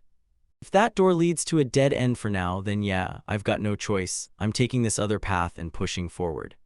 He storms forward straight ahead. The tunnel bursts open, revealing a massive new cavern that swallows the light. She stared in shock, completely out of words. The whole floor shimmers in this dreamy, glowing light. Whoa, I can't believe he's breathing like that. It's straight up breathtaking. He drops into a crouch, leans in for a closer look. What is this? Some kind of moss? A quick peek seals it. This isn't just any plant. It's luminous moss, a special kind that drinks MP and lights itself up. Is that seriously all it can do? He can't believe it. No cooking, no medicine, nothing. Mion's voice bursts in, all fired up. Seriously, it's gorgeous. I'm thinking we should transplant some of it to our new base. She pauses and wonders out loud, what kind of skill would it take? Farming or maybe gardening? Right before they can lay out the next move, Lupi suddenly starts barking at a nearby wall. Lupi. Shu yells, did you spot something? His loyal companion just stumbled onto a mining point, an enormous stash of raw ore hidden right beneath the ground. If I can mine this, I've got it. Shu can show me the ropes and I can process it in that workshop, but I don't have a single mining tool. He's got nothing but a rusty knife and an old hammer he dug up out of the ruins. He carefully keeps Lupi in check because that thing's dangerous, so back off. Got it, I'll take my shot. He jams the knife in as a crude chisel, then slams the hammer down with everything he's got. It works. He smashes off a chunk of iron ore, eyes blazing with pure excitement. Yes, I got it. Mion's voice slices through. That looks brutal. Maybe a pickaxe is your next project. Shu nods, firing back, yeah, a pickaxe next, and I decide it's time to move my base into this cave too. He pauses to gently pet Lupi and a warm smile lights up his face. Yeah, I'm officially starting to love being here. As he surveys the ancient cavern, his smile drops and seriousness takes over his face. I'm the only one on this island, he tells himself. Then this workshop hits him like a punch, proving somebody else was here before him. The mystery keeps getting darker because the game literally just launched, so how could anyone already be playing before it even hit the streets? For now, he shuts out everything and commits to the present. I'll track the other areas later. Back in the real world, the show logs off and stretches in the club room. Who I'm beat, yeah, we crushed it today, made huge progress. Izumo just nods and says, good work, then Shokun. Suddenly, the door blasts open with a violent slam. Hattori storms in, swinging a document like a flag. Club leader, where have you been? I've got a proposal to submit. But the club leader only smirks, so you propose it, huh? Then you throw back your idea, one that drags both of them into it too, and it's about to become our next official club activity. With fire blazing in her eyes, she slams out a bold promise, we're forming a guild. Shu and Izumo are left totally speechless, frozen in shock. The moment the news hits, the entire room goes quiet, like everyone forgot how to talk. Guild. Hattori, the pro streamer, jumps right in, because honestly, I'm usually working with a team anyway. The club leader breaks it down. When you build a player guild with your friends, gathering materials gets way easier, and raising funds turns into a breeze. But Izumo hits us with the real question, how on earth do we actually make *1? The club leader grins and lifts her phone right on cue. Tonight's official IRO update stream will lay out, step by step, how to build your very own player guild. She tosses out that confident smirk like a challenge, and honestly, I'll be watching. So you two heading to log in tonight once you get home? Shu practically shouts, yeah, of course.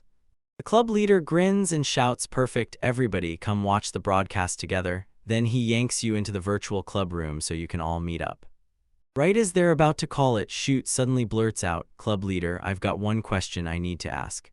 He inhales, then asks, is it okay if my sister comes with us? And Izumo freezes, staring at him like she can't believe it.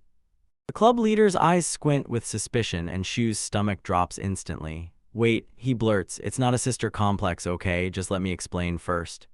Shu fires it off fast. My sister plays IRO too, and we were gonna watch the commentary stream together anyway. Then a flashback hits and reveals Mickey was dead set against it at first. The club leader grins like, why would we say no? Then he claps it together, all right, everybody meet up before the broadcast starts. That night, inside the virtual world, where everything could turn dangerous in a blink. Club members swarm into their digital meeting space, ready to kick things off together. As Shu's avatar pops into existence, Majable bursts out, Shu-kun, you made it.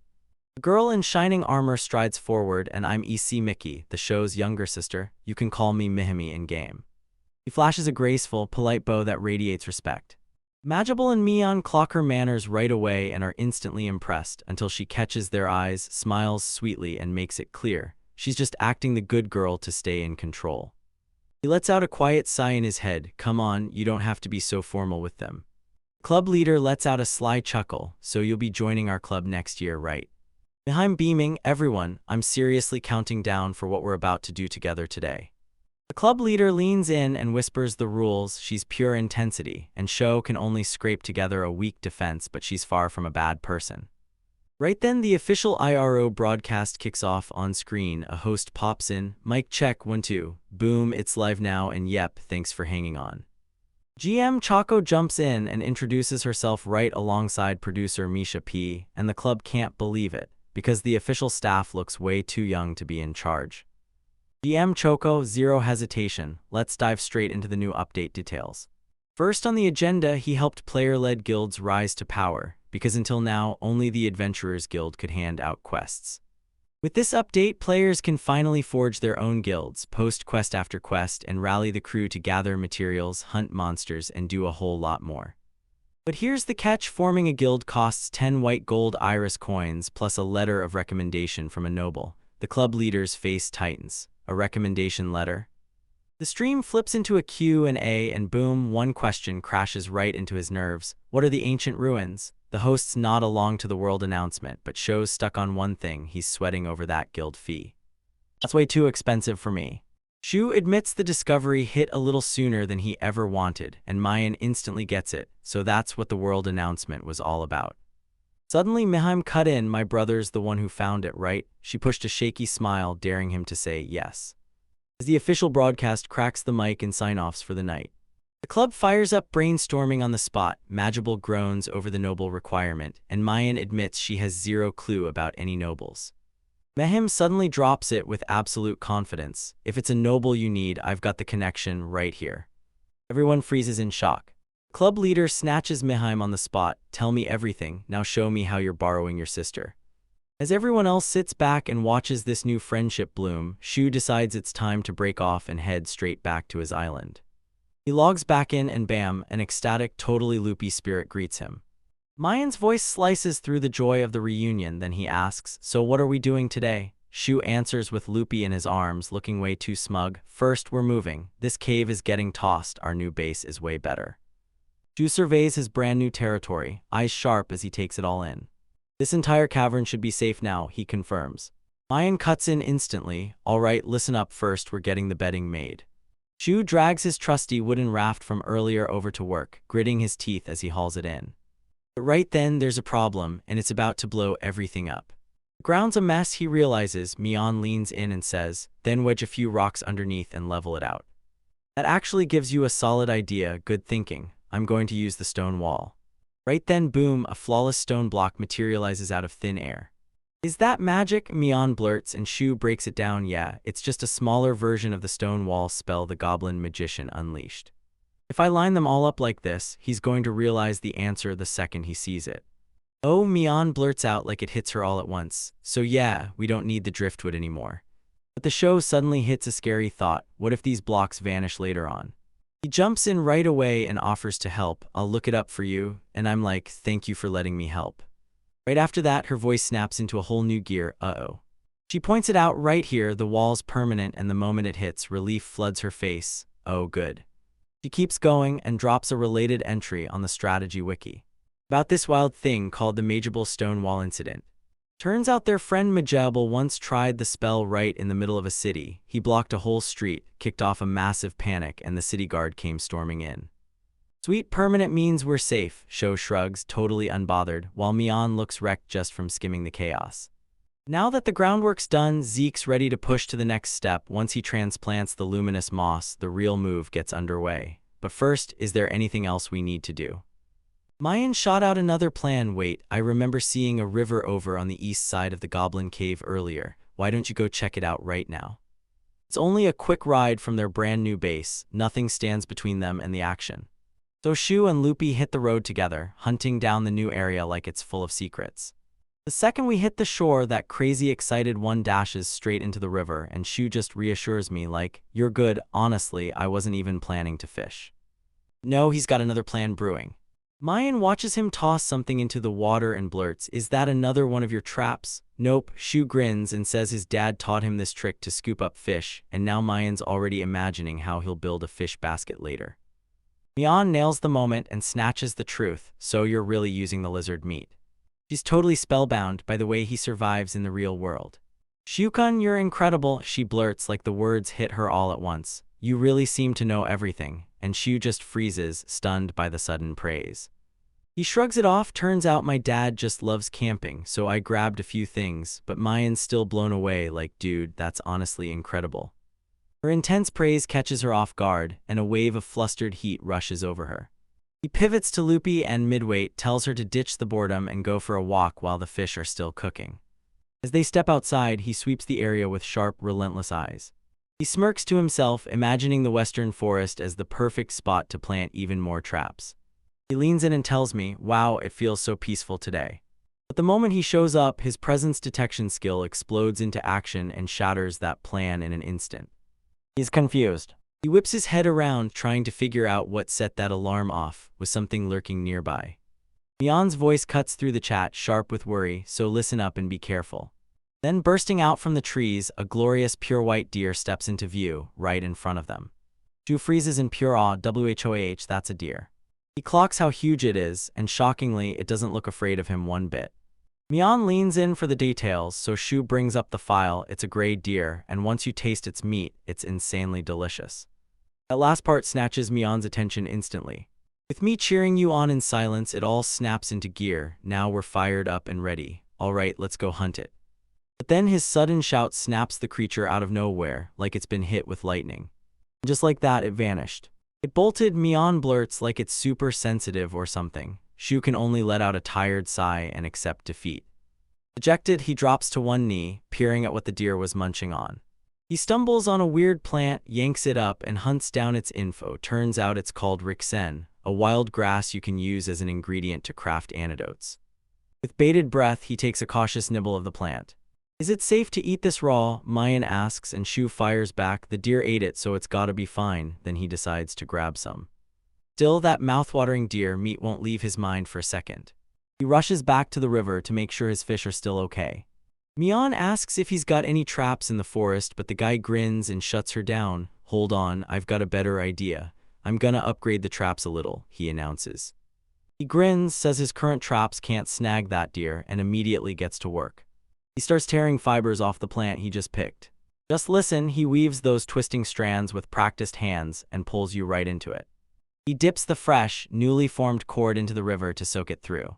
Shu tells her that after drying and braiding, this turns into a super strong rope, and in IRO it only takes 15 minutes to do it, and Mayan is utterly blown away.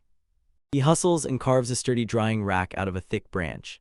As it dries, he mutters, I've got to check on the river right now. He leans in and tells Loopy, firm but kind, don't you go getting reckless this time, okay? Leaning over the water, he peers in and checks the makeshift trap he rigged. Boom, his real-world knowledge nailed it, and the fish practically swam themselves straight into the enclosure. All right, Loopy, Shu's cooking up a plan. I'm hitting the entrance to seal it, and you grab anyone who tries to slip out. He lunges forward, trying to snatch every last fish in one go. But they're too fast. One wild splash slams him straight in the face as it bolts away. Loopy on the job, snagging that escapee like a pro. Nice one, Loopy. Shoot, cheers. Shu is bursting with joy. He finally hooks his very first fish, a flower trout, and both he and Loopy beam like they just won the whole world. All right, let's fire up the grill and dig in, she blurted, and the Loopy look on his face lit up with pure, wild excitement. He drives the trout on a skewer and roasts it over the blazing, crackling fire. Before you even blink, it's already cooked to that perfect, golden brown crunch. Loopy is practically bursting with excitement, but Shu gently slaps on the brakes. Hang on, I'll cool it down for you. He leans in and blows on the fish, slow and careful, like he's trying to cool the bite before it hits. All right, Loopy, it's finished. Come on, let's dig in. They both sink their teeth into it with one massive, totally satisfying bite. That taste is straight up amazing. The Shu thinks, like, if I could just get a little seasoning, it'd be perfection. Mayan's voice slices in out of nowhere, reading a world announcement. Ancient ruins have been found, so she can't help thinking, wait, did someone beat us to the first step? I'll go check the info boards, she says, and while she's hunting for answers, Sue slips back to his own mission, braiding rope for his deer trap. As the Shu works the rope, Loopy lets out a tiny, soft little sound. Just as they started to doze off, stuffed from that perfect fish dinner. Shu's cheeks flare red, and his heart practically melts the second he sees it. But just as everything feels calm, a system alarm blasts out of nowhere and shatters the peace. A world-shaking announcement blasts across the server. Right now, a civil war has erupted inside the Empire. The game world is warping live. Now the Empire is sealed as the default starting zone for every brand new player. Mayan's voice slices through the air and her thoughts snap straight to their friend. Wait, did Nato say he started in the Empire? She tells me she'll hit the official forums for more details, because she's already on the case. The forums are pure chaos. Players are racing for every scrap of info and scrambling to get out of the new conflict zone before it swallows them. Hearing all that, he stops mid-sentence and tightens his rope. One thought slams into his head. NATO, is he even going to be okay? As Shu frets over his friend, his problems suddenly come raining down on him, right out of nowhere. He snaps back into reality, and pure panic hits as the first raindrops start pelting him. His brand new rope, the one meant to catch that gray deer, is still strung up, hanging there, drying off in the open air. "We gotta find shelter," he screams, and then he barrels off in a full sprint. Loopy. They sprint back toward the entrance of those ancient ruins, racing to get there before it's too late. Tucked safely away, he's still drenched to the bone, and he lets out a heavy sigh like it hit him out of nowhere. Right from the cave's mouth, he stares out as the storm unleashes its fury in the distance. The rain just won't quit. If anything, it's hammering harder. Mian's voice snaps in out of nowhere. Shu, is water getting in? And he spins around just in time to see a tiny stream already spilling into their brand new base. He thinks on his feet, slams his hand into the ground, and blasts an earth wall into place. He wiped his brow and let out a shaky sigh of relief. But as he stares down the storm brewing overhead, a fresh nightmare hits him. No fire, and yeah, he can't cook either. Stuck in there with all that madness, he drops down to the floor and thinks, what am I even supposed to do now? A system notification flashes. He's snagged a new residence, pocketing +1 SB, and now he can set that place as his my home. He glares at the ugly wall he just slapped together and goes, "So this is a residence, really?" Mian jumps in and boom, this game keeps tossing curveballs at him, reminding him that these sudden announcements always come with a help text. Just like that, he spots a tiny prompt he somehow missed, taps it, and the details spill out. He taps it and bam, the full description pops up. Acquired residence is a reward you get when a blessed one finally secures their own living space. So yeah, since he's the blessed one, even this crappy little shelter somehow counts as a real home. He realizes the system has officially stamped the space behind his earth wall as a legitimate living area. The system text doubles down, "My home isn't just any place, it's a residence owned by the blessed one." Mian snaps to the truth. If this is a respawn point, then he better creep around and map the exact edges fast. Got it, she grins, leaps to her feet, and sets off to explore. He can't believe it, turns out the whole cavern has been claimed as his brand new home. He and Loopy push deeper inside, hunting for the perfect spot, while the "My Home" prompt keeps trailing right behind them. The second he steps into the workshop, the prompt disappears like it never existed. Mian realizes the residents don't count the ruins themselves. She shrugs and says, "Go ahead, no harm in starting now," because the prompt pops back up again. He slaps the screen with a loud yes. The system locks in "My Home," then bam, throws a wild twist. A shocking new option appears and he can now make a founding declaration. Mian's eyes widen as she reads the prompt over his shoulder, "Will you found a nation?" She was totally hopeless, like the world had swallowed every direction. A player finally blurts out that he can found his own nation, then freezes, stunned at how huge this breakthrough really is. He hesitates, convinced this is about to turn into one brutal, pounding headache. He snaps into realization, world announcement blares, his location gets exposed, and in an instant his quiet island gets swarmed by other players and NPCs. Mian full panic, screaming, "Absolutely not, we can't let anyone else find this place," and he shoots back, "Show me quickly," and we agree. His dream of living slow was about to get shattered, because this place is the only chance he'll ever get to start over from nothing. Mian's mind is already in overdrive, scrambling to figure out the very next move. She snaps to a new topic like a dagger. "Hey, quick question, is the club leader in IRO online right now?" "Yeah, that's it." Katori's locked in on her own stream as Magible, while Mian decides they'd better hold their giant discovery for the next club meeting. While the Empire tore itself apart and his new base demanded more space, he stared at his growing to-do list, and it was exploding into something he'd never finish. But still, something just feels wrong, like the universe is hiding a trap. Mian finally realizes he gets it now, the real weight of his discoveries, and Shu's left staring, totally baffled. The very next day at school, Shu corners NATO and finally hears the whole Civil War truth, and the details hit like a gut punch. The Grania Empire's emperor is gone, no heir named, and now the whole nation erupts into a brutal, blood-soaked war for the throne. To handle the flood of refugees and displaced players, the nearby kingdom and republic have kicked off an emergency world quest, **** expansion of the living sphere ****. Later, Izumo trudges through the school halls, lost in deep, stormy thoughts. She clicks into a chilling realization: this world quest might be tied straight to that founding declaration option, the one she can only access. When Shu bursts into the club room, he's shocked, because the club leader is already waiting there, ready to greet him. She leans in with a grin and teases him for still not being logged into IRO, like, seriously, he's always the first one in, already geared up and ready to go. Shu stammered like, "Okay, yeah, everything went sideways and a ton of stuff happened." Club leader admits her talk about future career paths spiraled way longer than she planned. Then she steps straight into Katori's space, wagging her finger and blasting her for trying to pawn off games as some real future dream. She tells Katori, "Mess up even one midterm subject and you're getting shoved into remedial classes, no playing around." Shu can't stop himself from quietly wondering, does it really seem so out of reach for the computer club's leader to chase games? Katori tries to shake it off and head back to IRO, but Shu cuts in, demanding the floor, because he's got something huge to report. He shoves his phone in front of the club leader and lets the founding declaration prompt straight from his cavern base take the spotlight. Club leader is completely frozen, like every word just got ripped out of him. He yanks the phone straight out of his hand. She watches in panic as she just stands there, completely frozen, staring at the screen with her mind blown in shock. Katori barrels over to the club leader, snapping, "Are you okay?" But the leader can only stutter out that she's somehow fine. Izumo's mind clicks. She remembers that Living Sphere World Quest expansion rumor, and now she can't stop wondering if Sho's secret power is the missing link. The club leader finally finds her voice and snaps out the truth. Turns out even the kingdom's top players can't pull that off, so she stares in disbelief and demands, "Is it even real?" declaring the birth of a nation. Katori groans as the world's on fire, and he realizes trying to found a nation right now is basically a non-stop nightmare. Then the club leader leans in and asks, "Do you even know what's going on in the kingdom right now?" But Sho and Izumo are totally clueless. She lays it out: the kingdom's getting buried under refugees, and the guilds are drowning in orders to build brand new towns for them. "Is your party handling those requests?" she asks, and with a confident grin, the club leader tells her, "Yeah, our crew's got the southeastern area covered."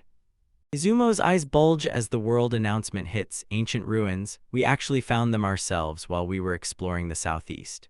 The club leader pivots with total confidence, sliding over and asking Izumo how the next video's coming. Then the flustered Izumo blurts that it's ready for review.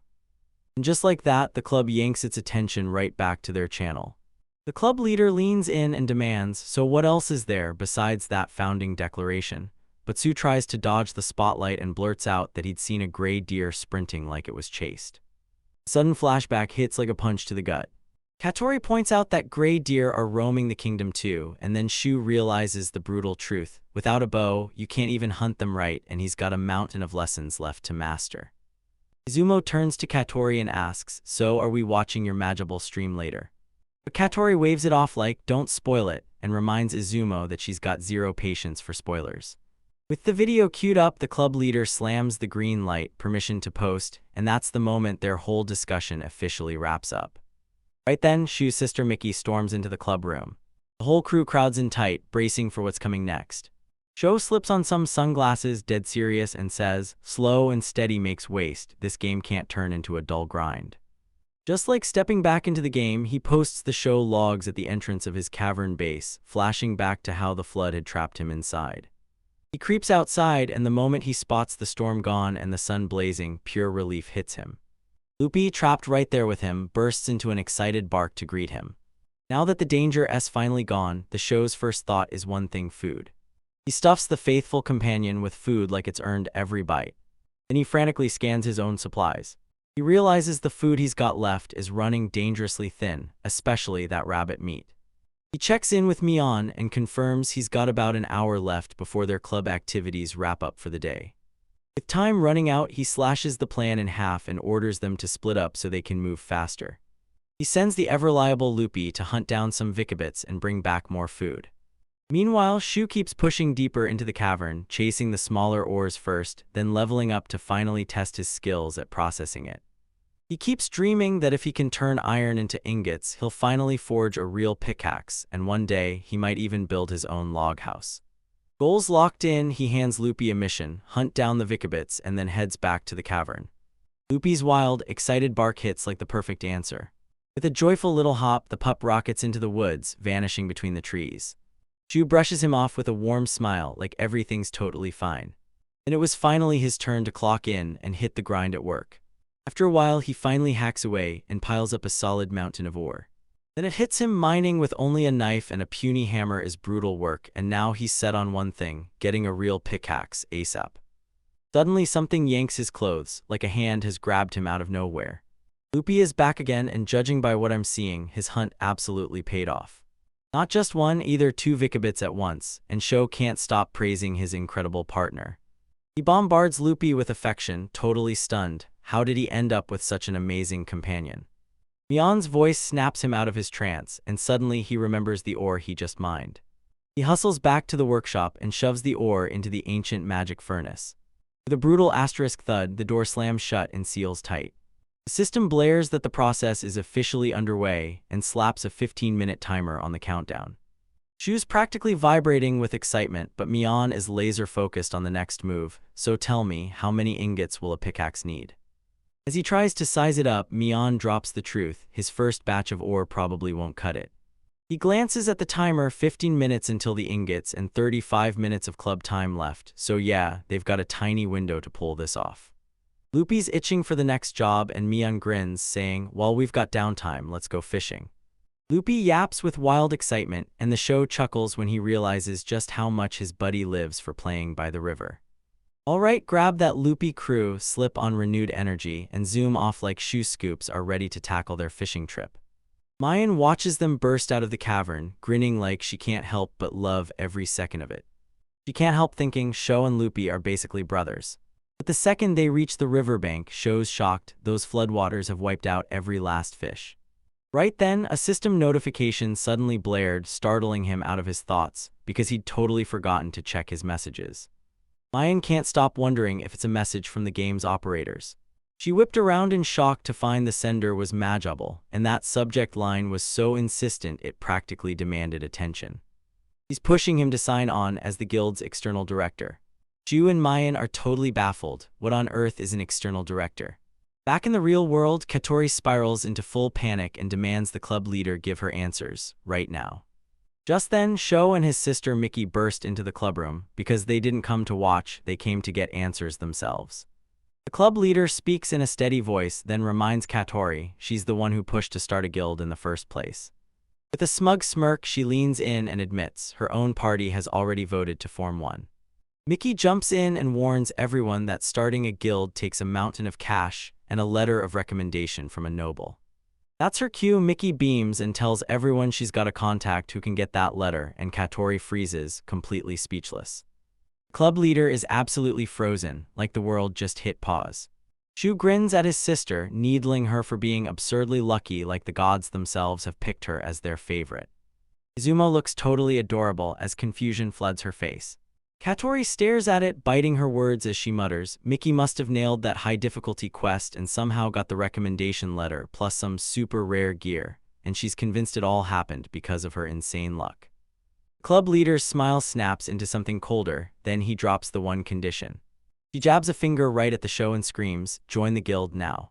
Shu's mind is spinning. His secret island is so far from everyone else it feels like the universe broke the rules, like it's flat-out impossible. So the club leader leans in and says, that's why I'm handing you the special role, external director. With panic in his chest, Shu blurts out to Mickey, tell me, did you already tell your party about me? No way, she snaps back, and the moment she says it, relief hits her like a wave. Mickey and the club leader seize the moment hard, selling it like a one-time chance you'd be crazy to miss. Then the club leader drops the real truth. A guild isn't optional, it's the key to unlocking the world quest that will let them build brand new towns. She lays it out, the quest is stuck in the mud because nobles, commercial guilds, and adventurers are all tearing into each other. Mickey calls out how players are getting shoved to clean up the mess, but the club leader only smirks like he loves the pressure. And honestly, that realism is exactly why this game hits so hard, right? The club leader lays it out, your guild can yank the development away from the NPCs, even if it's gonna take longer. It's better than doing nothing, she says, flashing a confident smirk. She spins around and fixes him with a look, right then and there, so tell me, will you do it? Utterly crushed, Shu gives in and agrees to step up as the external director. Mickey explodes with joy, shouting that he'll pass the word along. Later, when I'm back in the game, a totally confused Shu pulls me aside and asks what his new role even involves. Right then, Mickey's voice slices through the air, telling everyone they're about to get the truth from a guy named Session. The story crashes into a noisy tavern, and the whole room just bursts to life. We're all staring as Mihaim bursts in with a grand entrance, and suddenly everybody's scrambling. We're so sorry to keep you waiting. The girl with glasses behind the bar smiles at her with pure warmth, like she's been waiting all day. The light-haired guy beside her looks downright furious, then he blurts, what's happening, while Mihaim braces herself to explain everything. The bespectacled girl leans in close and demands Mihaim spell out, word for word, who this noble connection really is. While she scribbles in her notebook, Mihaim drops the bombshell. This contact is Viscount Edward II, the Walst Kingdom Defense Forces head of weapons procurement. The light-haired man is completely stunned, blurting out what kind of wild luck could possibly bring about a meeting like that, while Mihaim, beaming with pride, declares that she just became friends with another noble's daughter, Emily. A flashback kicks in and Mihaim blurts out that one dull day she was trapped in boredom because there weren't any quests worth doing. On a sudden impulse, she raced straight to the Merchants Association in the royal capital. Right there, she jumped into a straightforward mission to sharpen her skills by escorting a kid. And guess what? Right on cue, that kid was Emily, the third daughter of Viscount Emira. Viscount was in the middle of an intense chat with a guard, right then and there. A little Emily shyly cowered behind him. Mihimi can't help but relive that moment with a warm, aching smile. Mihimi greeted the young girl with a bright, polite hello. But Emily kept pouting, demanding to know why she looked so miserable. She fumed that her dad had promised to help her study, and now she felt totally let down. But instead of doing anything, he kept chatting with everyone else. Spotting her opening, Mihime shot forward and asked what was so serious that she couldn't keep up with her studies. The moment she realized it was just a plain math textbook, nostalgia hit Mihime like a tidal wave. Emily asked if Mahimi knew the material, and Mahimi shot back, confident as ever, yes, then told her to grab a notepad. And just like that, the two clicked instantly and became fast friends. In the present, the light-haired man breaks it down. Viscount Amira was so grateful he couldn't stop himself. He introduced her to his own colleague. The girl with glasses slams her notes shut, so there's no way it's a lie. Now you know exactly what you've got to do for the guild. Mihimi lays out her simple rule. Shu can keep his island life, but anytime he makes new crafts like ropes or traps, he has to report them to her before he hits stream. But the bespectacled girl fires back right away, saying that the creations this place brings forth are way bigger than that. She grins and lays out their plan: score early access to the show's discoveries, then use that inside info to crank out content and rake in profits. Mihimi smirks and agrees. Back on the island, Sho lets out a heavy sigh as he catches their conversation and realizes they're roasting him in the most outrageous way, like they're talking about him on purpose. Then Mion's voice cuts in, sounding like a compliment, right as the furnace beeps to say its job is finally done. Mion blurts that the ingots are ready, and Shu grabs 10, counts them, then grunts hard as he yanks them free, stunned by just how heavy they are.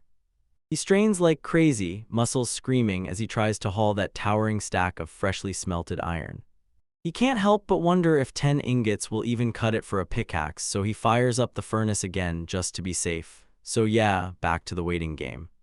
While the next batch is being smelted, Shu bolts out to grab more wrecks and grass because he's hit the scary truth: their food stash is running dry. He tells Loopy that a growing pup has to eat, and Loopy barks back with pure tail-wagging excitement.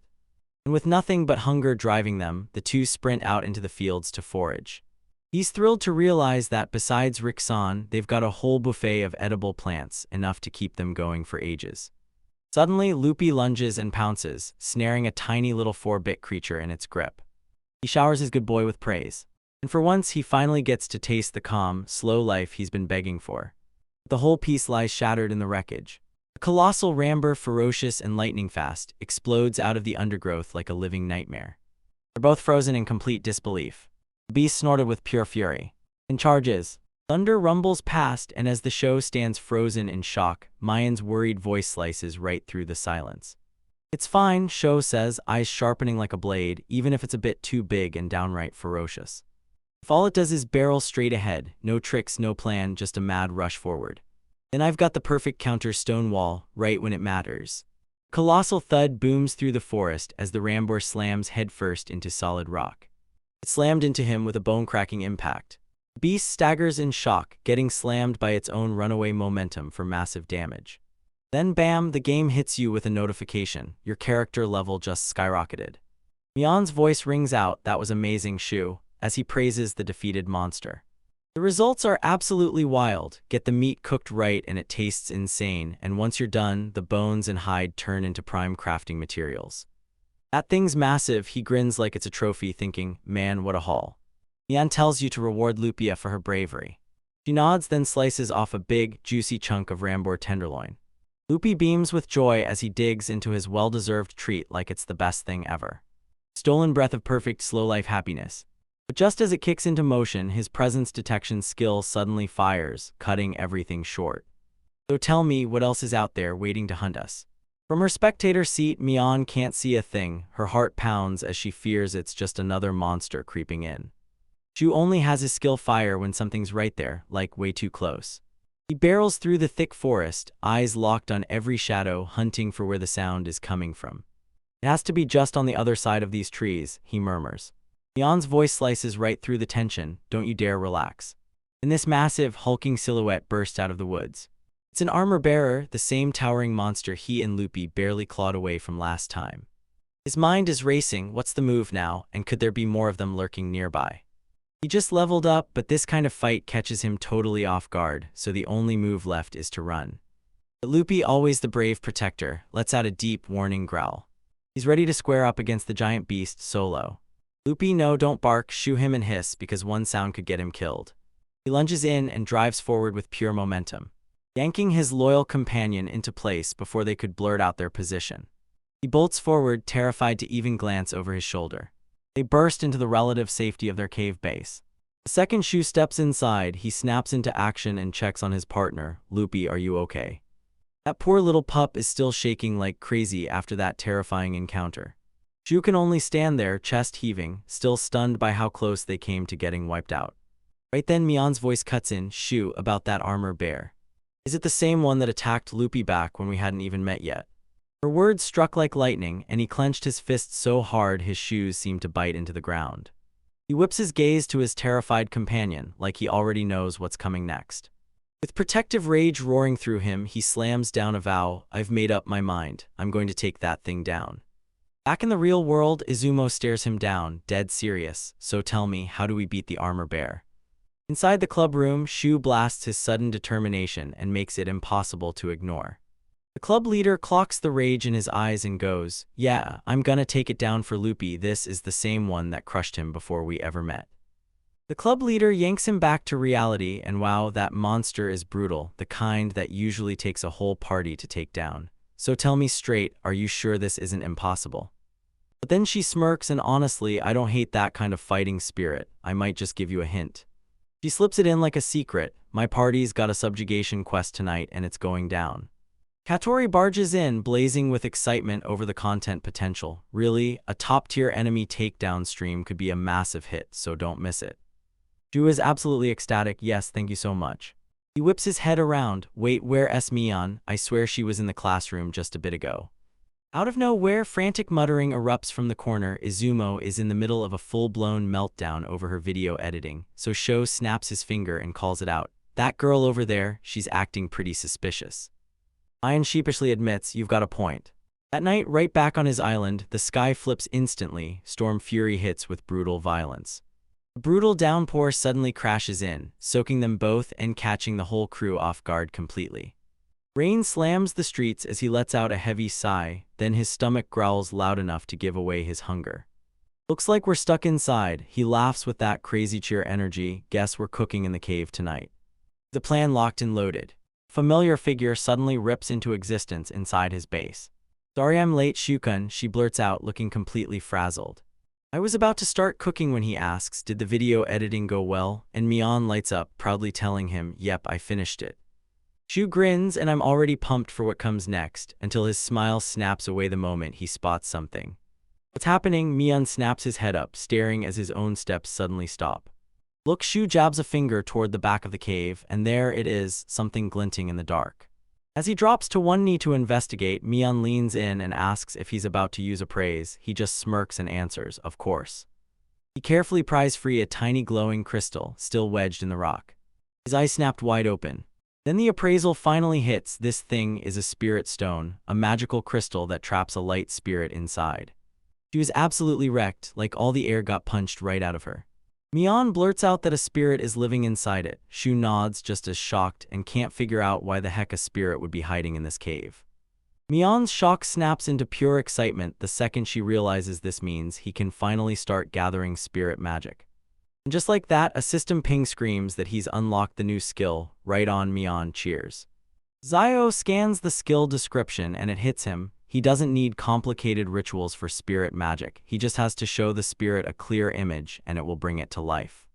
Mion's jaw drops in awe, then he snaps right back. This kind of skill has to burn through a ridiculous amount of MP. After clocking that, Sho decides to take every offensive spell and try them out in a safer, wide-open spot. Mion leans in and demands a straight answer. You said it was a light spirit, right? She tells him she's been glued to the forums, and guess what? There's zero info on light spirits, just the usual wind, tree, water, and earth. Zu can't stop wondering if it's just some hidden discovery, and Mayan tells him, try a simple spell first, and don't let your guard down. All he has to do is stare at the glowing stone and picture it in his mind, then every bit of his power snaps into place. He shuts his eyes tight, focuses like a blade on a target, and whispers the command, "Spark a gentle light and light up the cave." He stares up as the light blooms near the ceiling. Then he snaps his eyes open, and right where he pictured it, a tiny warm orb of light hovers in midair. Ayan stands there in pure, jaw-dropping awe. "Amazing," she breaks down in tears like you knew she would, Sho. "And yeah, of course you nailed it on the first try perfectly." But Sue was already thinking like a battle nerd. "Yeah, so how much MP did that?" Gulp down. He yanks up his status screen to get a read on everything. "It hasn't dropped one bit." Mion explains that because it's a light spirit, its specialty magic barely even guzzles MP. Shu starts worrying how long that orb will stick around, and Mion snaps back that he has to actively dispel it, or it'll quietly chew through his MP the whole time it's glowing. "So I'm going to have to stay sharp in every fight and when the show starts, but I should be okay. This is just for lighting up that cave." But then wait, he spots something else, and it hits him like a punch. Luffy's drowning in sadness, like it's crushing his whole world. A Shu scoops him up to demand what's wrong, but a loud rumbling sound spills the truth. Luffy isn't hurt at all, he's starving. Shu bowed his head in shame. "Sorry, Luffy, I totally forgot about dinner."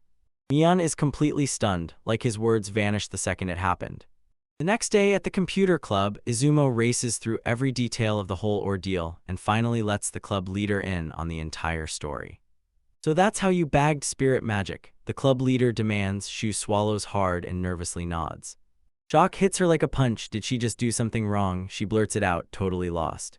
She blurts it out, "All right, free spirits who haven't signed with anyone, they're ridiculously rare, like you almost never see them, and spirit magic, usually only the players who begin as elves can use it." The club leader is in full meltdown over how he stumbled onto this game-breaking discovery so casually, and Izumo scrambles to calm him down. Shu says he was only hunting for a light source, and Mion had insisted that shiny stuff in dark spots usually means you're onto something. Meanwhile, the club leader is still completely losing her mind. She takes a deep breath, steadies herself, and lets out a relieved sigh. "All right, just promise you really get how priceless this discovery is, and then yeah, I guess it's fine." But she grabs his attention and warns, "You've got to be asterisk, so asterisk careful, if word spreads that a human player can use spirit magic." The club leader asks if she can spill this top-secret info to her own team, and Shu immediately nods. Yep, even he admits he's not built for this kind of deep, mind-bending analysis. "That's a massive help," she says. "This kind of teamwork, even from way over there, makes us feel like real fellow guild managers," and she just smiles, happy to contribute. "Oh wait, that reminds me, since we're talking about it," she goes, "I should totally introduce you to my party. Maybe one of them actually knows their stuff, so you'd better figure out who's who. Wait, hold on a sec." She kicks things off with Yuki, their production team captain, who also takes care of every bit of accounting. Next up is Zeld, their master craftsman, weaponsmithing warhammers, forging steel with blacksmith magic, and carving deadly woodworking masterpieces. Then you've got Jinbei. This guy's all about swordplay, guarding with small shields, and even tossing pottery like it's part of the fight. Bacchus is the crew's resident lumberjack and carpenter. He swings the axes and does all the heavy lifting like it's nothing. Season is their tailor. He handles the sewing, processes the materials, and forges those rapiers from scratch. And then there's Demaria, so calm and steady, the big sis type, running their farm, tending the garden, and handling the alchemy like it's second nature. Xiao's jaw drops. Her party is stacked with people who bring razor-sharp, hyper-specific skills to the table. He figures they've gotta have them, because they keep getting these perfect opportunities to actually use them. Club leader clocks Izumo's sudden silence and leans in, asking if something's weighing on her mind. Izumo finally admits she wasn't overthinking anything, she was just stuck wondering why so many grown-ups seem to love that game. Katori and the club leader burst into laughter, totally convinced that games don't lose their magic just because you've grown up. Then the club leader whips around to their advisor and fires back. "So what about you, Kumano-sensei? Aren't you out there on adventures in IRO?" The teacher shakes her head and says she'll probably get hauled in for messing around and playing games with her students. "But don't you worry," she says, flashing a knowing smile, like teachers always got their own wild way of having fun. Her cryptic words linger like a warning in the air. Shu blurts, "What does that even mean?" But Kumano-sensei only smirks and says, "Trust me, when you're older you'll get it," in Izumo. When the final bell screams out, the club members slam their things shut, grab their bags, and rocket out the door for home. Later, Shu logs back into IRO, and Mayan tells him she's clocking out early to watch the club leader's subjugation stream. Zhu says he's only there to make sure the traps he planted on the island's west side are still ready to snap. He couldn't wait to steal some real time with Lupi, so he pushed the idea that they go gather together. An idea Lupi is absolutely thrilled, like, ridiculously happy about it. As they push west, Shu can't shake the eerie feeling wildlife is totally missing, like the whole area just went dead quiet. He was hoping, just for once, to spot a few birds. But Mihin insists they'll have a much better shot if they hunt along the coast. Right then, Lupi's ears jerk and twitch like she just heard something. Mian spots a useful secret hiding in the bushes, seasoning right there in plain sight. It's a greenberry fruit that the label swears is brutally sour. Shu smirks, takes a breath, and goes for it anyway. He can't stop thinking, just how far down does it have to go before it all breaks? He learns the truth on the spot. That sharp, sour sting hits him like lightning, and Mian's immediately thrown into panic. Once the first shock fades, something sweet lingers on the tongue, and yeah, this could be seriously useful. Lupi can't help but get curious. Shu locks eyes with his companion's sparkling gaze and asks if he wants to try one too. He shoots Lupi a warning, one taste is all it takes to feel it. But it looks like Lupi is dead set on making sure he gets to share that experience. With stars blazing in his eyes, Lupi is all in, ready to go. Xiao Sai just can't help himself, he's totally smitten by his adorable little companion. All right, he grins and offers up the berry like it's the key to everything. The second it touches Lupi's tongue, everything in his world turns bitter. But just like that, pure sweetness hits and he's floating in heaven. Zhou suddenly sees the magic in it and decides to hunt down more for extra seasoning. Mian can tell nailing that flavor balance won't be easy, but Shu's standing there with total confidence, like he knows his skills can handle anything. Once the last of their gathering was done, he shut it down and sprinted off to check his traps. He turns on presence detection, and all he gets is this chilling, dead silence. Or maybe there's something way bigger happening here. And it hits him on the forest floor, a giant paw print glares back. He snaps to the truth, his trap just got sprung, but whatever he was holding onto is already vanished. Mian fires the question, did the prey slip away, but Shu's gut twists, thinking someone swiped it. Snatched by the only monster on this island strong enough to rip it, the armor bear.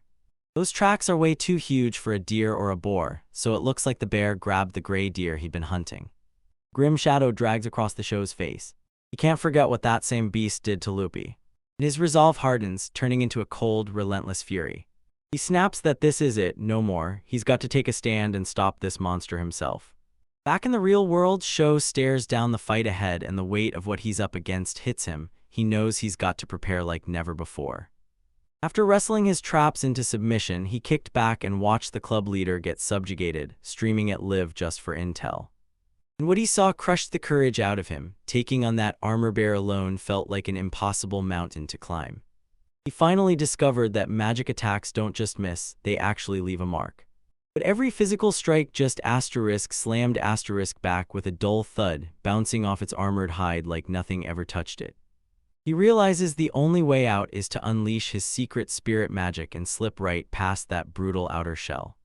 Just as he's locked in on his strategy, Mickey yells his name for dinner and shatters the whole plan. The very next day, Izumo is still blushing like that meal totally wrecked her nerves. She can't stop raving about how mouthwatering it looks, and that's when Sho blurts out, "Did Mickey post it again on social media?" Izumo fesses up that she spotted the post deep into the night, then shoots off in bitter jealousy, claiming Mickey's so damn lucky he gets to eat his cooking every single day. Back in IRO, it's time for him to handle his other family member. He tells Lupi it's dinner time. Mian leans in and asks if he's really planning to forge a brand new set of armor. Shu confirms he can totally use the Rambor hide he just snagged and says he only needs one thing to make it work, his sewing skill. Mian starts connecting the dots and the whole truth clicks into place. She demands to know if this is just part of his plan to take on the armor bear. With a fearless grin, she said, "Of course." But he finally snaps that he still can't find the one decisive move, so Mian presses him and he starts talking about the paralysis knife he used on the goblin leader. Shu blasts the truth, his paralysis won't last long enough to even scratch a monster built like the armor bear. Mian flips the script and throws out a wild idea, what if we go straight for magic? Shu freezes for a beat, realizing he hasn't touched a single spell since he hauled that stone wall up during the flood. Mian brightens instantly, saying the club's leader is a legit expert in elemental magic, and might actually give him a few game-changing tips. Mian sits there thinking, sure, I could tap into my new spirit magic, but I can't picture what a light attack would even look like or how strong it could really be. Shu drops the magic talk for the moment and dives straight into forging his new armor first, sure it won't take long. And just like that, it's over. Ding. A system notification pops up and declares his sewing skill has leveled up. Mian is absolutely buzzing, yelling that his defense skyrocketed from 5 to 25, and then she practically begs him to try it on right now. Zio slips on the brand new inner armor, and the moment it settles, he grins. Its weight feels solid, like real protection. He puts its flexibility to the test and realizes it won't slow a single step, none at all. With his fresh gear finally dialed in, he was ready to hit the next move. Lupi suddenly perks up, eyes blazing like he can't wait for what's coming next. Mian suddenly snaps into a light bulb realization. Lupi must have seen everyone getting ready and figured it was time to go for a walk.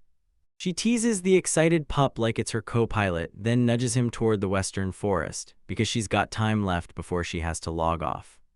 Shu nods in agreement and says it feels like the world's finally cleared up after all that endless rain. Lupi barks with pure excitement, practically bursting at the seams, ready to go. Then bam, he shoots into the bushes like a bullet, and he's already slipped something exciting ahead of him. As Lupi starts digging, Mian snaps fast at Sho to tap into his appraised skill. The system labels his find as rootish, a thick, spicy root, and once it hits the heat, all that fiery kick vanishes. Game-changing discovery you can't afford to miss. Mian grins and confirms it's basically a daikon radish, such a lifesaver ingredient to stumble across. She's already cooking up ideas for what to make, straight up asking if he'll whip up a stir-fry or maybe grate some daikon instead. Mian squints and realizes, wait, this one looks different than the ones I'm used to seeing. Shu nods along, then decides the only real answer is to taste it and find out for sure. He takes one bite and Mian's face instantly twists in panic as she blurts out, that's insanely spicy. That intense flavor slams in like a wrecking ball and Mian blurts out, hey, are you okay? He doubles over, shaking from the shock. Still recovering, he groans that every flavor in this world feels dialed to the absolute limit. Mian, still on edge, pushes the idea to let it simmer, because that's how it turns out delicious, the kind of flavor that could fit even an Odin dish. Zio snaps his focus to Lupi and praises him, saying he's setting the perfect example. He slaps his companion on the shoulder, calm and reassuring. But Mian clocks something's off right away and asks Lupi, why are you in such a bad mood? He just reassures her, don't worry, okay. But Lupi slips out a low, unhappy growl that sounds like it's fighting back tears. Suddenly, Shu snaps the pieces together and realizes what Lupi's growl was really saying. It wasn't just a bad mood, it was pure simmering fury. It wasn't just a warning, it was a threat wrapped in silence, and everyone felt it. The armor-bearer has materialized right beside them. They're boxed in with no escape, face to face with that massive monster. But this time, Shu doesn't run, he clenches his resolve and decides he has no choice left but to fight. The armor-bearer rears up, blades flashing, poised to strike. It slams that massive paw down toward you like a wrecking ball. But Lupi, loyal to the very end, rockets forward to slam right into the attack. With one brutal swipe, the bear lashes out and sends the tiny pup flying. Mian froze in pure horror. She shrieks a warning, but the moment she does, everything's already too late. Lupi gets absolutely rocked by the full impact of that hit. Shu lets out a blood-curdling scream, shouting his companion's name like it's the last lifeline. He dives like a missile and snatches the Lupi midair. That brutal hit whips him backward and he stumbles hard, because there's no way he's feeling this monster's true power. Rage surges through the show as it lashes back with a brutal fireball. It landed like a bullseye straight in the bear's face. It hit right on target, spotting the crack in their defense. He braces himself to slam the advantage home. He can't stop, he keeps charging, unleashing a razor-sharp stone shard.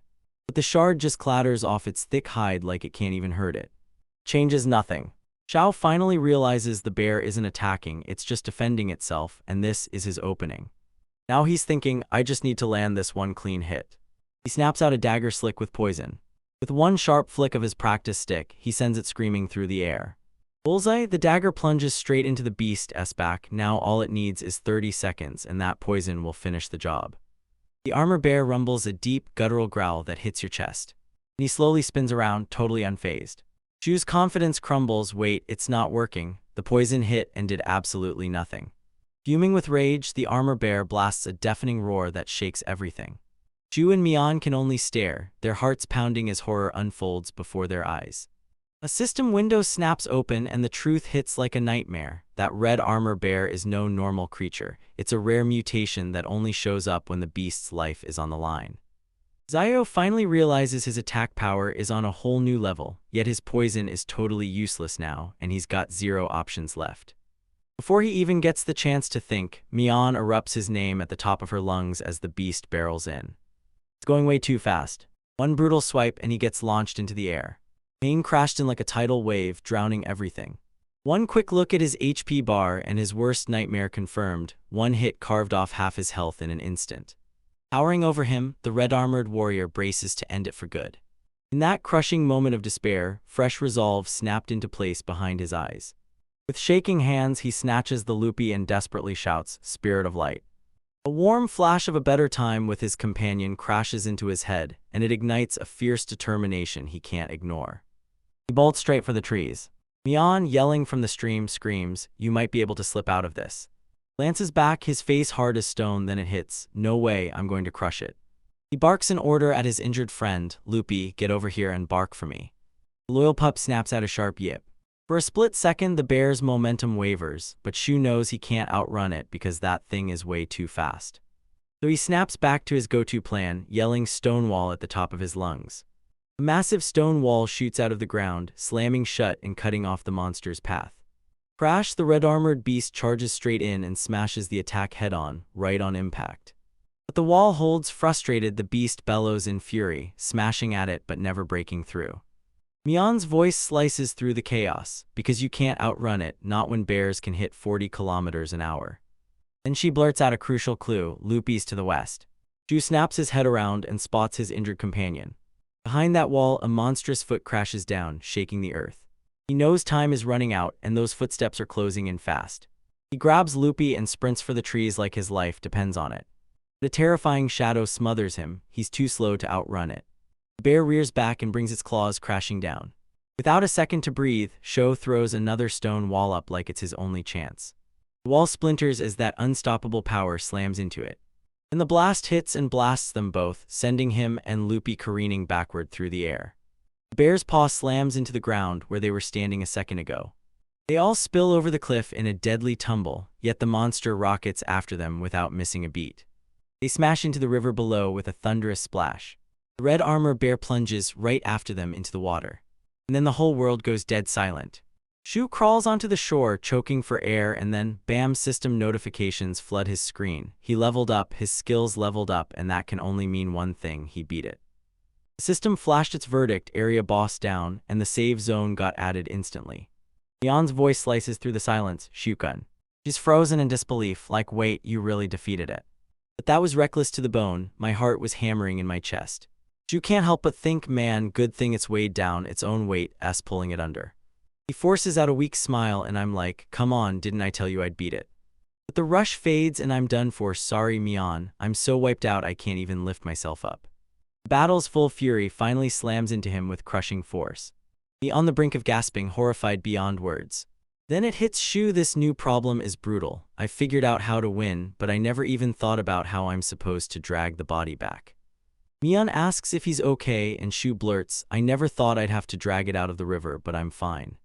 And yo, thanks to that reckless dive, my swimming and diving shot through the roof. Now I'm ready to get to work and start tearing this beast apart. Right at the start it hits him. This haul is insane. Meat, bones, hide, so much loot it practically overwhelms him. Then boom, something catches his eye. A dazzling object gleams from the wreckage, like it's daring the world to come closer. Mian swears it's a magic stone, but Shu spots the twist. This one's not like the others, it's way bigger, and the notes even say it's medium.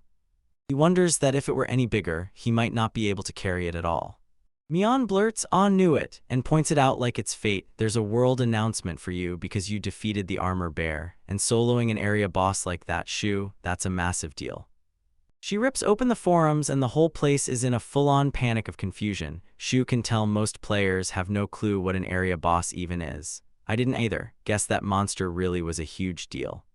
Battle finally drains him, then the show's aftermath stretches out. "All right, I'm logging out soon, I'm beat." "Wait, Shokun," Mayan says before you go. Can you check your inbox and message me on Ask It because it looks like the show's confused, and I don't know why but it agrees. He yanks it open.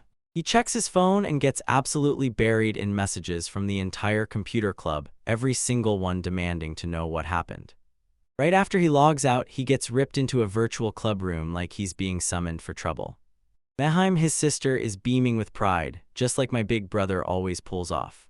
The rest of the club crowds around one table, hanging on every word, waiting for the whole story to finally drop. The club leader keeps trying to piece it together, so tell me I've got this right. You beat it by plunging straight into the ocean. Majabal lays out a razor-sharp theory. Turns out the water weakened him, and that's when the poison on his knife finally took effect. The club leader snaps her eyes to me for confirmation, but once they plunged underwater, she admits she couldn't see a thing. She blurts out, wait, maybe that spectator camera just doesn't work underwater, and the question hangs there like, is that even a game mechanic? Majabal tells them, go ask the developers. If we can't see those underwater fights, we're gonna have a real problem. That's when the show suddenly gets a brilliant idea. He keeps replaying that ambush, how the armor bearer just popped out of nowhere like a ghost. My presence detection skill screamed, and that's the only reason I managed to react, but Mickey's philosophy is way simpler. Who cares about the details? If you can win, you win, and if you spot a shield, you just smash it. The club leader lets out a heavy sigh, then nods and takes it on. I'll fire off an inquiry to the devs about that underwater camera. But Majabel stays locked in, always the pro, and Mayan tell me straight, when's the video dropping? This thing is about to be a massive hit. Mian gets blindsided so hard, she doesn't even see it coming. She stammers through the schedule. Next Tuesday is rope making, Thursday is blacksmithing and sewing, so it's gotta wait until after that. Majabal goes silent, and a deep, thoughtful look settles over her face. Something's off, she can feel it in her bones. Wiping out an area boss is supposed to be the endgame, unless it triggers a brand new one to evolve somewhere else. Club leader nods and agrees, got it, then we'd better spread that info fast. But Mickey cuts in, wait, I'm not buying this. Majabal Dono shouldn't be the one announcing it on Caesar. Tense silence crashes down, choking the room. Until the club leader whips her hand down and shouts, stop, stop. Majabal points out that if we can't land on a conclusion, we should grab someone else's take and get their opinion. The moment the club leader's eyes flare, I knew exactly what to do. I've got a rock-solid consultant we can go ask right now. With that, she slams the meeting shut. All right, that's everything for today. Now hit the sheets early, everyone. The very next day, back in the real-world club room, the class rep suddenly lights up with a wild idea. What if they made a short video? Shu and Izumo froze in shock. Wait, a short video? You're saying it's under a minute? Exactly, she says it as she lifts her phone up in front of everyone. Yeah, they're great for memes, but they're also perfect for fast, no-nonsense announcements. Shu shoots me a question. Will her video idea actually hit? Yeah, we can roll in the armor bear's transformation and stitch it straight into the world announcement. Shu flashes a confident smile like she's already won. Honestly, I can picture it perfectly. This is gonna be amazing. Right then, the club leader snaps his attention and calls out, Shu-kun, got a minute? She waves her hands at the laptop and says, hit play, watch the archive of my stream from yesterday. I just kicked off the guild, so now I've got to give you the full rundown. He slams the play button. On screen, Mejabal's avatar stands rigid at the podium, flanked by microphones like a countdown to the next big statement. She straightens up, clears her throat, then says, everyone, thank you for showing up here today. Shu just went dead silent, like, what is this, a press conference? Majabal's intense face snaps open into a blazing grin, and trust me, you already know this part, because I, Majabal, rallied my allies and with their backing, we're ready to move. And just like that, we officially forged the Players Guild, Silver Hall. Majabal quickly snaps back, no, I'm not the rep, and before she can finish, a blonde girl slides in beside her. That's Cess, she says with a smile. Nice to meet you all. Shu looks totally lost, so the club leader can't be the representative either, he mutters like the answer is slipping away. For a bunch of reasons, he presses the club leader for answers, but the guy just hums, dodging every single question. Her smile vanished and seriousness hit her face, because I wasn't chosen as the representative over some small issues tied to how I used to act. Something from her past ignites a string of miracles that leave everyone staring in awe. His thoughts snap to one infamous moment, the Stonewall incident. He finally remembers everything. So you get it now, right? The club leader presses and Shu just sweats through it. No need to play it cute, the whole thing's already spelled out on the game's wiki. She snaps her gaze away, flustered, and trust me, I meant zero harm. I was just laying out what was going to happen. Alright, let's post it, the class rep declares, and the next second the show's about to roll. Wait, looks like they're already done. As the seconds scream toward the final stretch of the school day. The club leader calls it, and wow, where did the time go? IRO's too late to log in now, so we're gonna wrap this up a little early. As we walk home, she asks if I'll log in when I'm back. She's got this look like she already knows, and I nod hard, yeah, of course, because I'm dying to cook up a brand new dish for Loopy. The moment I think up new recipes, my whole body practically starts buzzing with pure excitement. Later that evening, the night was just starting to turn dangerous. Shu finally logs into the game. But then boom, an unexpected voice snaps him out of it and he jolts like, "Who's there? Welcome." He suddenly drifts in a twisted digital void, and then it hits, this isn't where I'm supposed to be. The girl suddenly appears in front of him and says, "Welcome to the GM room, I'm Chaco, the head GM." He froze in pure shock, the head GM. Dio snaps to attention the moment he sees her. Wait, you're the host from the update stream. He's instantly on guard, so why is someone this important suddenly circling me? What does he want from me? Choco says she's here about the inquiry that was sent yesterday, and Shu's like, bam, suddenly it hits him. Oh, that. She confirms the spectator camera glitching underwater wasn't anyone's fault, then throws out a full-on apology. She also brought up a question about the armor bear, then explained that the underwater camera is finally fixed. Chaco spills the bombshell that ever since the last maintenance, the monster's spawn routine has been acting completely off. The GM spotted the glitch and tried to manually respawn it, then it sprang right in front of the show. She smiles brightly and says, "Nice catch, since you reported that bug, pick one of these 3 rewards." Shu doesn't even blink, he shoots back, "I'll take the 3 SB." Once their business wrapped up, Chaco shot him a heartfelt thanks and waved him out the door. Back on the island, Shu is still reeling from that insane run-in with the head GM. Mion's avatar pops up and relief hits him instantly. "Shukan, you're back." "Sorry for the wait," he said. He disappeared for a bit and now he was back. He breaks it down fast, story short, the GMs hit us back directly after our inquiry. Mayan's jaw drops, so they really don't just fire back by email. Shu gets it at once, he's been given a choice of rewards. When he tells her he earned 3 skill points, Mion explodes with joy like, "Are you kidding? That's absolutely unreal." But before he could finish his explanation, a totally happy, loopy kid comes barreling in with an enthusiastic tackle. The little guy just sits there dead calm like he's daring you to admit, "You made me wait." Shu grins and strokes his loyal companion, then he claps his hands. "Alright, let's whip up something to eat. So, what are we making?" Mayan jumps in with a bold idea. "We've already got that rootish thing from before, so what if we try simmered rabbit? Still, it feels like we're missing one last ingredient." Shu suddenly clicks, right then it hits me too. When I was out fishing, I scooped up seaweed as well. And just like that, he whips up a mouth-watering meal that looks straight up irresistible. He's beaming with pride, turns out he absolutely nailed it. This looks incredible. Loopy chows down without a second thought and the show blurts out, "Is it tasty?" "Alright," she grins like she just won. "Perfect. Food's on and we're ready to dig in." Once his power surged back, he decided their next move on the spot. Since we just crushed the area boss, we're heading straight to the island's western side to explore. Loopy yaps with pure excitement, bouncing like he can't wait, but Shu just breaks into laughter. "Wait, hold up, I've gotta finish eating first." Mion leans in, eyes soft, and smiles as she takes in their heartwarming moment. A little while later, they burst out and head out. But as they push deeper into the forest, Shu feels it. Something's wrong, and my presence detection isn't picking up a single reaction at all. Neon couldn't believe it when he wiped out that area boss. Everything flipped, right? And now the southern part of the island feels weirdly calm, like the storm finally passed. But right in the middle of their quiet walk, Loopy lets out a tiny whimper and Sue snaps, "What is it, Loopy?" Loopy's sharp senses guided them straight to the entrance of a cave no one had ever found before. "Alright, let's check it out," Sho blurted as he stepped forward, even while Mion's worried protests echoed behind him. He shoots his hand up. He calls forth a soft, comforting glow. "Man, it's blazing out here," he blurts because having spirits around him gives his whole soul a massive boost. They surge forward, swallowed by the dark. Loopy starts sniffing the ground like it's the key to something huge, and Shu instantly realizes this trail is pushing east. "Alright," he mutters, and a fresh purpose ignites in his eyes. He stops dead, eyes locked on a familiar, ornate door, just like I thought, as he mutters under his breath. Mion stares up in stunned awe. It's the exact same door as the one from the goblin camp. That can't be a coincidence, they're connected. He'll thrust his hand out, reaching for something right now. Mion snaps to the truth fast. No announcement means the game is treating this like the same secret area all over again. But as Sho scans the area, he spots it. There's a fork in the road, and it could change everything.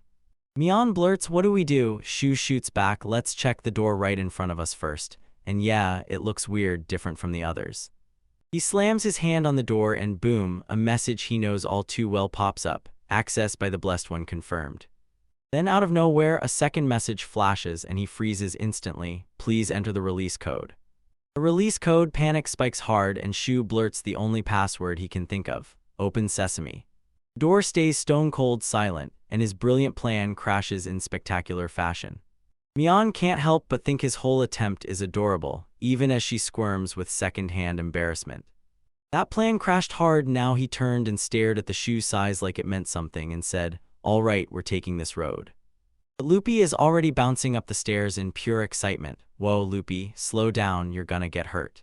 She just beams with this sweet, loving look, like, seriously, what else could you even do? They scramble up the winding path, hauling themselves out of the cave and into the open air, and burst out onto the scene where a colossal, smoking volcano towered over the skyline. A whole new area. Showbreath froze, total shock on his face. Mayan's voice snaps in, "You okay?" And for some reason this place feels way worse than the volcano. Shu answers, "We won't know until we step inside." Their trail snaps them into a creepy, crumbling building. Yeah, it screams haunted. Shu mutters, "Looks like we're investigating, no matter what." His eyes sharpen with pure, unshakable resolve. As they get closer, Shu scans the wild, overgrown yard around that crumbling, busted-up building. Then out of nowhere, he catches a flicker of movement. Looks like this new spot is packed with a whole colony of Vikibits. Lupi's gonna have more than enough to hunt. His slow-life instincts kick in at once. Once this investigation's over, I've got a whole lot of weeding to tear through. Before anything else, he prowls the building's outside wall, stone and wood that look ancient. And yeah, he's almost certainly going to have to slap a stone wall patch over that damage. He rams the wall with a hard knock, like he's checking whether it'll hold. Mayan materializes, stunned by the blast, and blurts, "Wait, are you trying to break this thing?" Zio tests it for durability and reassures her. Turns out it's way sturdier than you'd expect for something this old. He checks the structure one last time, then whips his gaze toward the entrance. "All right, let's go inside." He lunges for the door, desperate to rip open the secrets hiding inside that abandoned house. But the door won't budge an inch. "It won't budge," he snaps, yanking the door again. Neon blurts it out, "Wait, is it locked from the inside? Then what are we supposed to do?" Lupi tugs at the hem of the show's pant leg, staring up at him with wide, hopeful eyes. A sudden gut punch hits the show. "Wait, you're not really saying that." Lupi snaps out a sharp, confident bark like she's instantly sure she's right. Shu flashes a grin. "Guess we're out of options. Come on, Lupi, let's roll." He clamps his hands onto the door frame like his life depends on it. Man and beast lock in, bracing for the hit. Ready, set, go.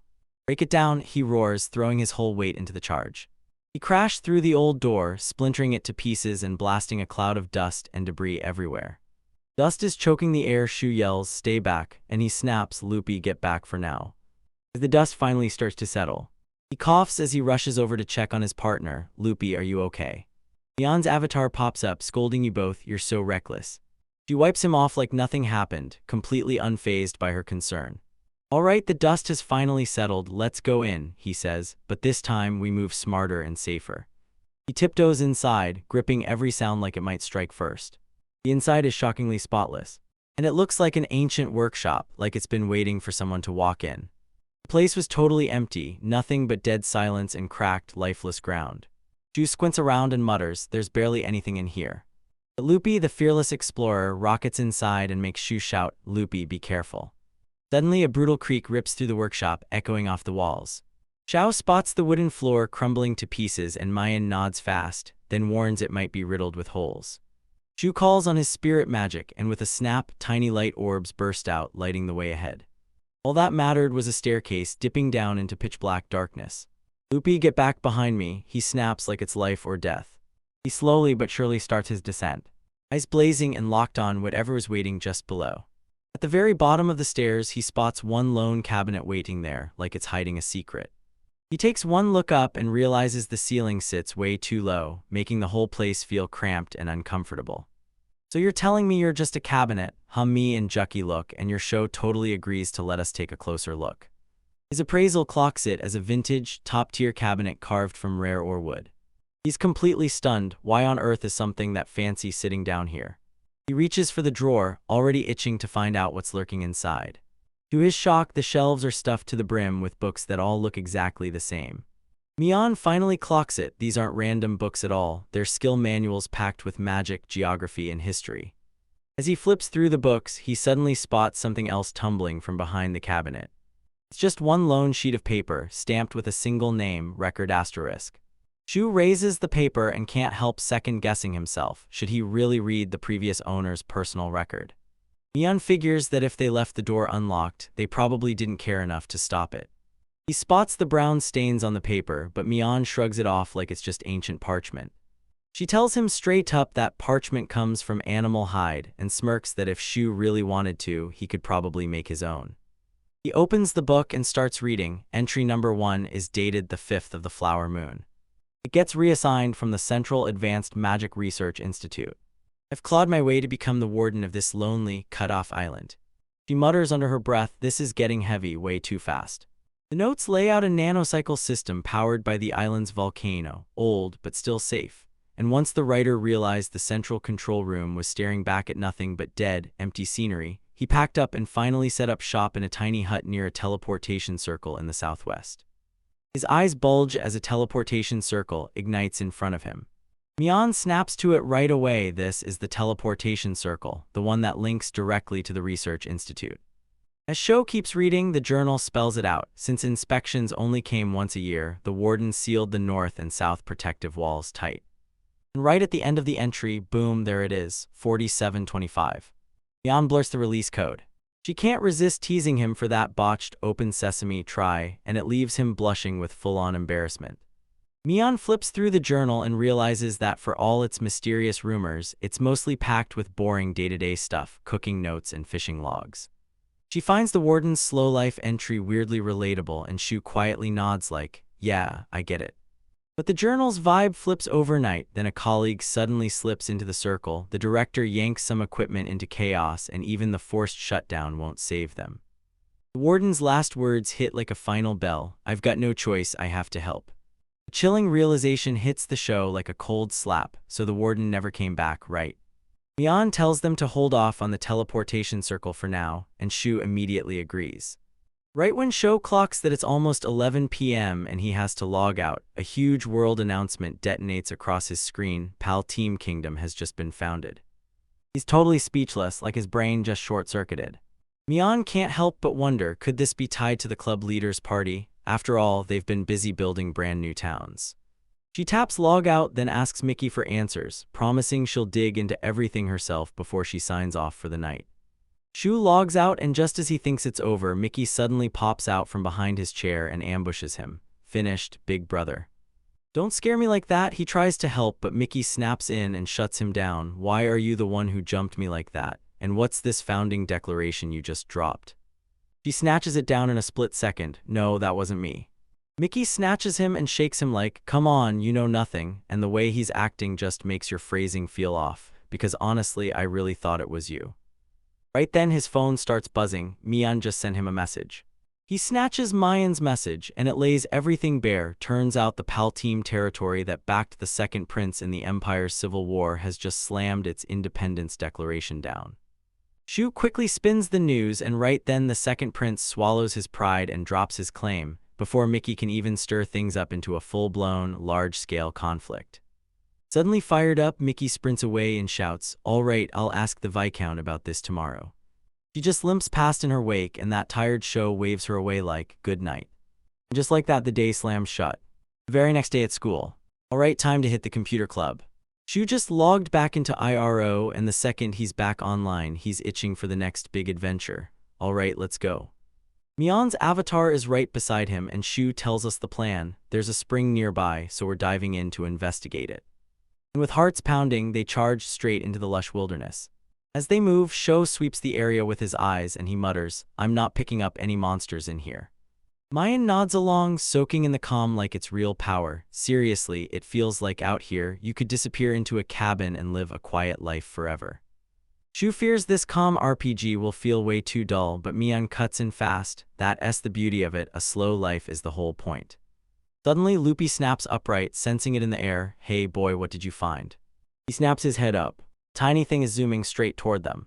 She snaps her arm up on instinct to block. No way is that a monster.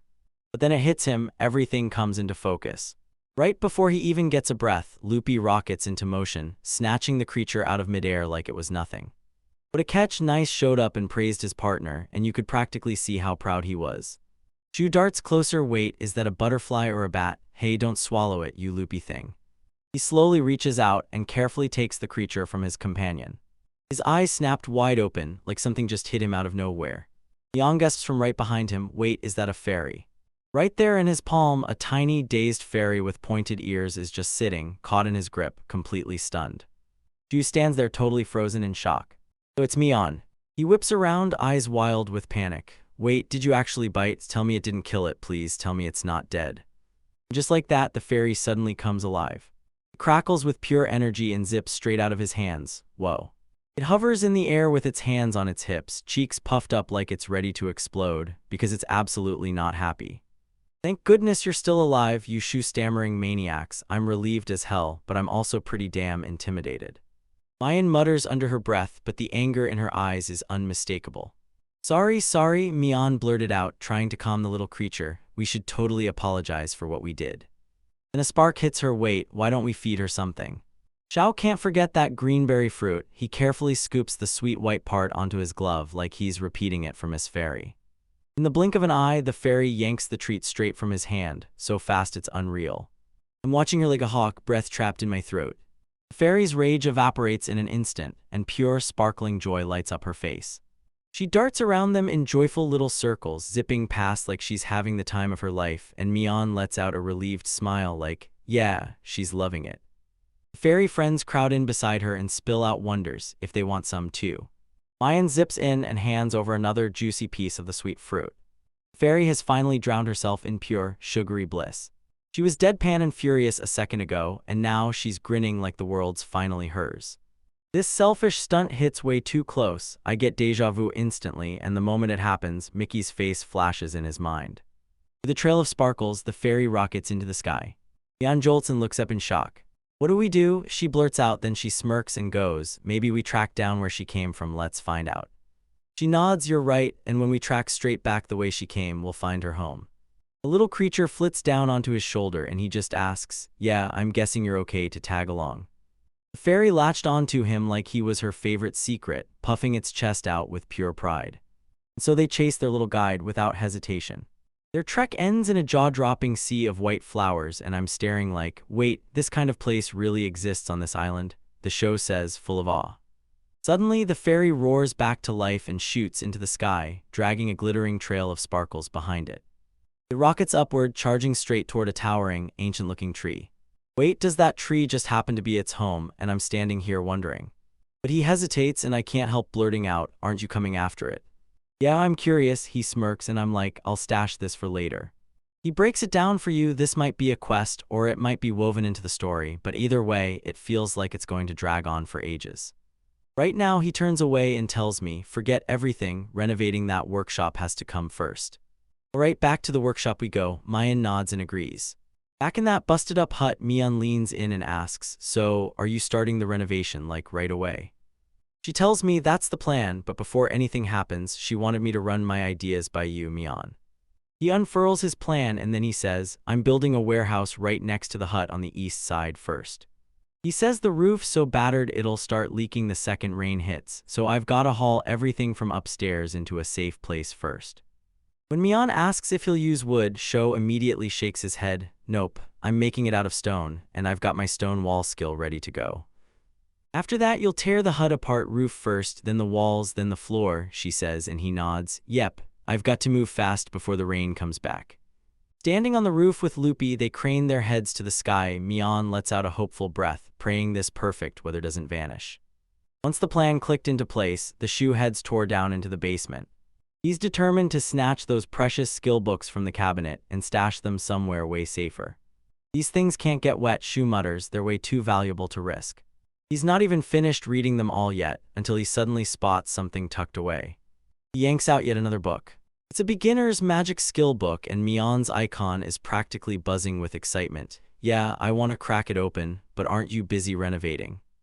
Seeing the time, Mion sighs has to keep this going tonight, she says, then dozes off nearby as Loopy doses off nearby. Seriously, time just zoomed by while I was dropping remarks like crazy. Shu smiles like sunshine every single time, because that's just what happens when you're in the middle of a game. His little happy statement hits me like a surprise punch, and I'm completely thrown off guard.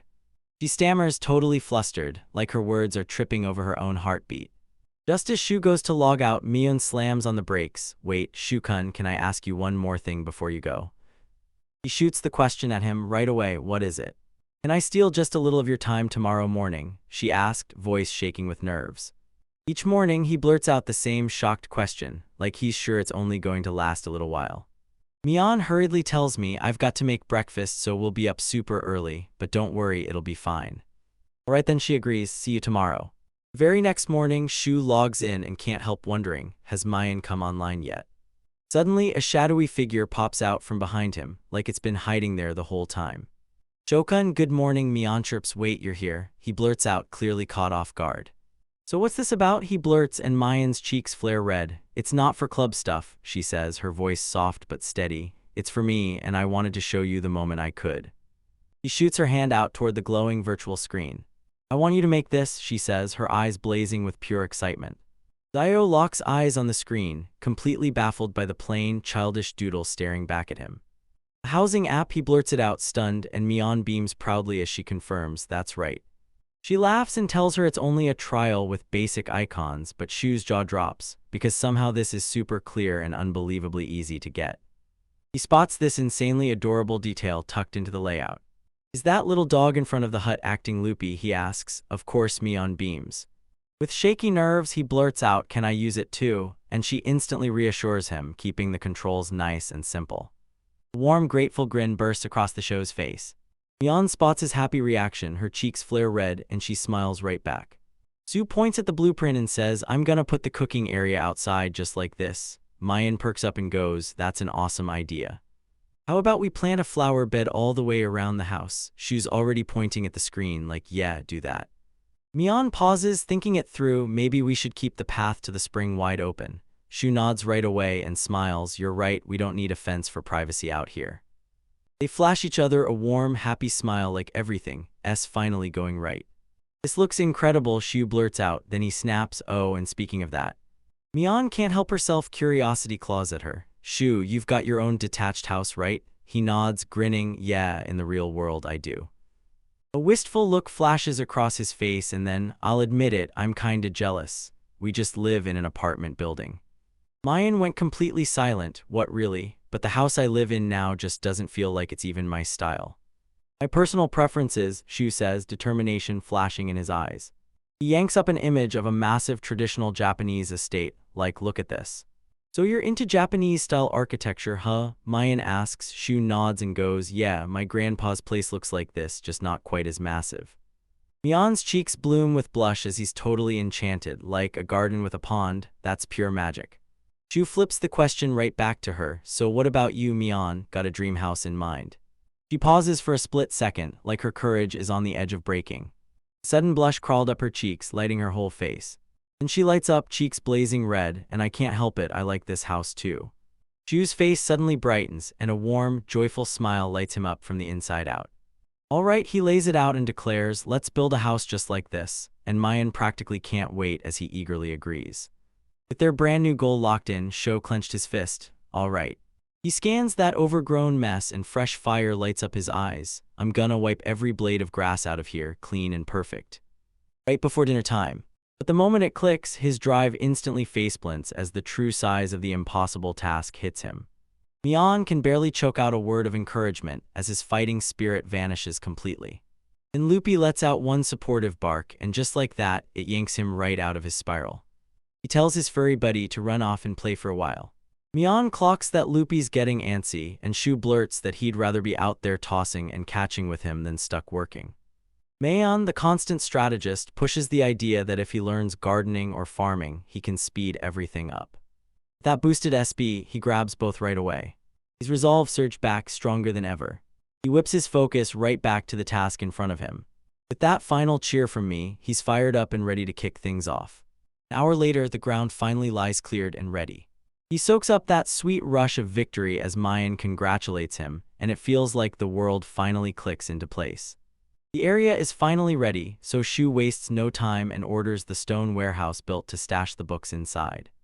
Before they even laid the first stone, he hammers the stakes into the dirt with ruthless force. He tells them he's drawing a perfect rectangle right now, so he can use it as the ultimate guide. Mian teases him for being so meticulous, and he shoots right back. He swears it's all for his own satisfaction. He yanks the rope tight, cinching it down around the stakes. I'm forging the perfect outline, the solid foundation that everything else will rise from. Now he's got to figure out exactly how huge this warehouse needs to be. Mian finally realizes this: if he builds the whole structure out of stone wall, he's going to need an insane amount of MP. She nods and commits to a careful pace, slow, steady, piece by piece, stopping often to catch her breath as she builds up. Just as he starts to relax, he spots something closing in fast. Lupi came trotting back from his hunt with a grin so bright it practically lit up the whole place.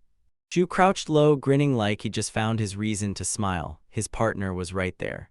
Mian clocks something weird, and Lupi's suddenly sparkling like crazy. She leans in close, eyes blazing with curiosity, like she's about to uncover what's really happening. Without a single warning, Lupi lunges in and plants an affectionate lick on him. A system notification bursts onto the screen saying his MP is back, and he's left utterly stunned, like his world just glitched in real time. Mian wastes no time. She instantly figures Lupi's hiding a support skill. Lu can't stop praising his incredible companion. MP fully recharged, he snaps that they're knocking out the stonework in one single run. Suddenly, we snap into the real world. There, the show is grinning as he gets completely hooked on the game at the computer club. At last, he logs off, stretches hard, and tells her that because of Lupi, he's racked up serious progress. Right then, Katori bursts in with a bright smile, cheerfully greeting Shu, Izumo, and the club leader. She clocks it right away. The club leader looks wiped out, like she hasn't slept in days. Katori leans in, grinning at how much fun Sho and Izumo are having, and asks if the club leader wasn't the one playing IRO. Club leader answers with a deadly, silent glare that pierces straight through him. Zayo glances over, thrown off by the sudden tension crackling in the air. Then his gaze snaps to the real culprit, mountains of paperwork piled high on her desk, crushing the life out of her. It's homework, the club leader blurts out, and Izumo just stands there, utterly baffled. Right then, Kumano-sensei strides in through the doorway and asks her, "So, is your homework done?" Club leader suddenly panics and throws in the towel, resigning herself to staying late. Later, right as they're about to leave school, Izumo's nerves spike and she blurts out, calling them to put on a show. He asks what's wrong, but she can't get a word out. She's totally flustered and stammering. At last, she blurts out that she wants a favor, and the moment she speaks, he nods and agrees without hesitation. He sucked in a deep breath, cheeks burning red. And then she tells him, "Come over to my place this weekend," and the whole night suddenly feels like a dare. Their friends overhear it and instantly freak out. The club leader snatches the show and demands to know if he's really going to meet Izumo's parents. She starts blurting out frantic etiquette tips, and mortified Izumo is scrambling like crazy, trying to shout that they've completely got it wrong. The club leader clenched his fist like he was about to unleash something. She yanks hold of Kumano-sensei and pleads, "Don't leave me," because that mountain of homework is about to crush her. Izumo finally spills the truth. Since their club activities are bringing in money now, she has to explain everything to her parents, and she wants to show me how I can help.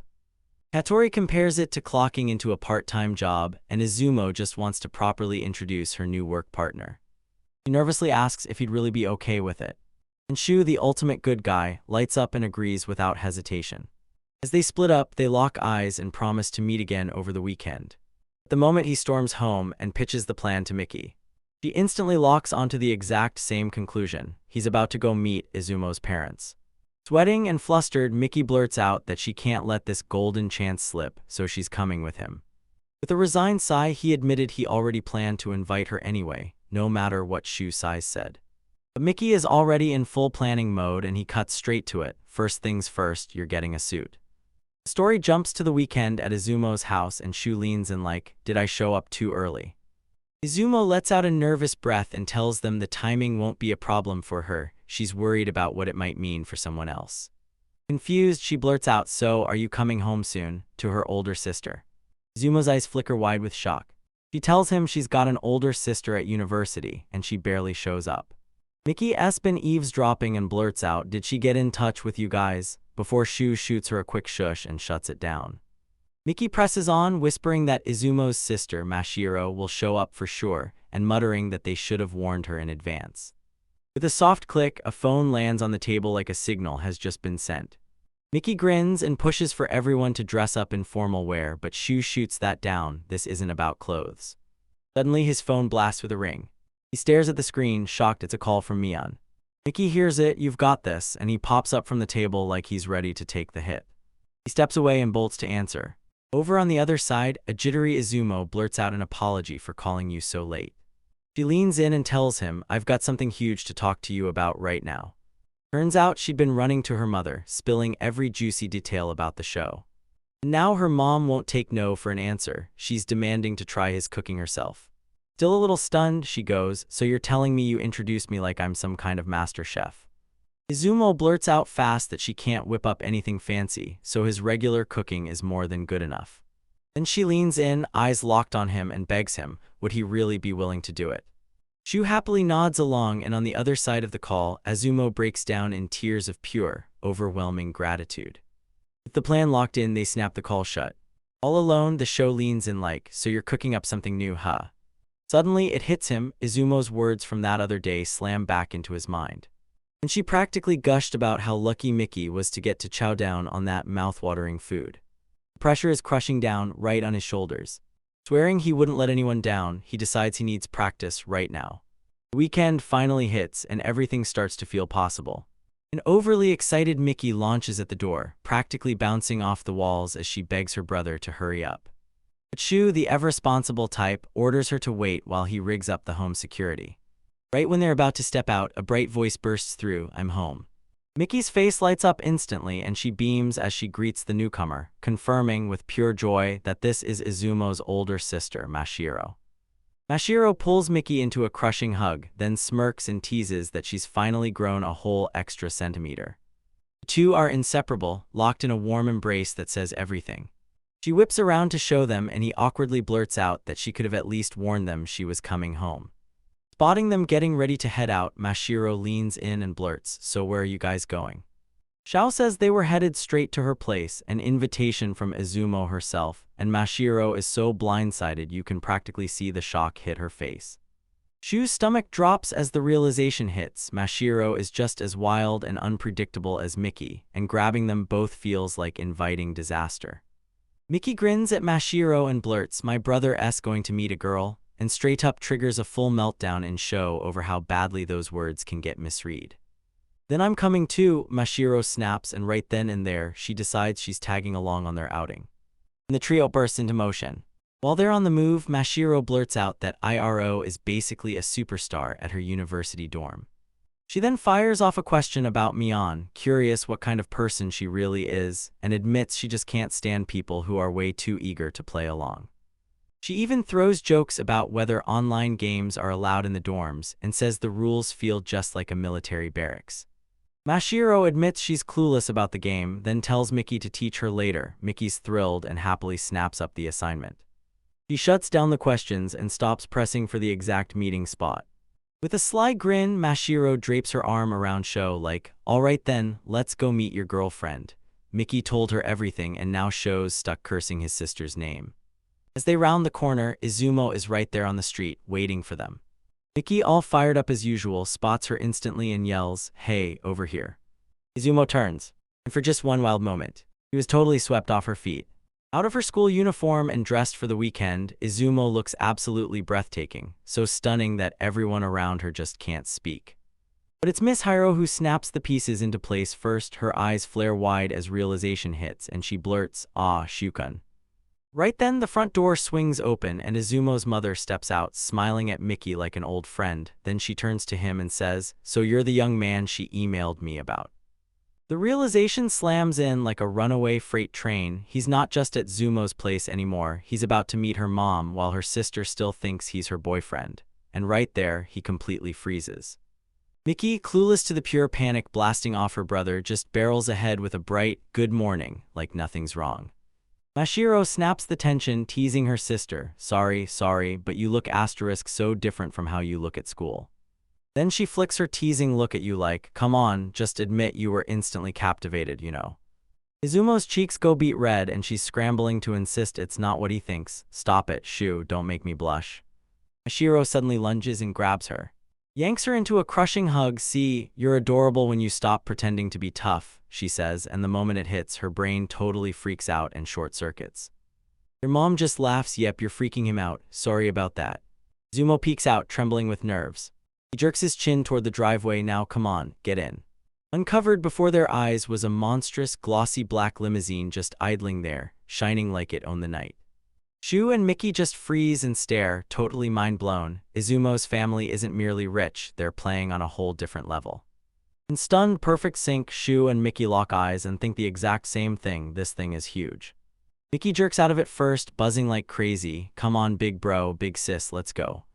She dives in instantly, right as Shu is still reeling from what just happened. Inside, the limousine isn't just a car, it's a private lounge on wheels, rolling you through the night like VIP comfort.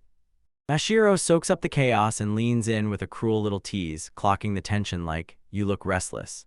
A voice from the driver's seat hits Izumo with icy, formal respect. Young mistress, are we ready to leave? And her soft, timid answer nearly knocks the staff off their feet. Miki's brain finally catches up and panic hits like a truck. She's marrying into the family. Her mind instantly starts screaming, then she yells at herself to shut up. When the limo finally pulls away, they don't just feel like passengers anymore. An escort vehicle is right on their heels, trailing close like they're being protected. But the limo doesn't drop them at some fancy mansion. It screeches into a familiar apartment building, their apartment building. A woman in a sharp suit swings the door open and draws them in. Welcome back, we've been waiting. Then she greets them like royalty, Master Sho, Mistress Miki. And right as it sinks in, the truth hits hard. This wasn't a limo to Izumo's house at all, it was there to pick them up. Shu and Miki are totally frozen in place as Izumo's mother and sister step right in front of them. Just moments ago, Mashiro was a full-on chaos gremlin, then she snaps into a flawless, polite bow. I'm the eldest daughter, Mashiro, and I'm so sorry for barging in like this. Once those shoes hit his brain, it all short-circuited. Now he can only think she's putting on that proper act. The suited woman snaps her hand out, beckoning them onward. This way, please. Miki's frozen in total catatonic shock, like his whole body just shut down. Wordlessly, the siblings trail their guide, moving like they're frozen in shock. She marches them right to a pair of massive double doors, then slams the bell with a sharp, defiant ring. A voice bursts from inside. They're here, young mistress, the EC siblings have finally arrived. Shu tries to make sense of it all, stuttering through it. Hold up, wait a second. But it's already over before anyone can stop it. They're pushed inside and a voice says, I'll make some tea, sit tight and wait. While they sit there, Izumo's mother blurts out an apology. I'm sorry, please wait just a little longer, and leaves behind a trembling Shu and a totally catatonic Miki, trapped to stew in that suffocating, heavy air.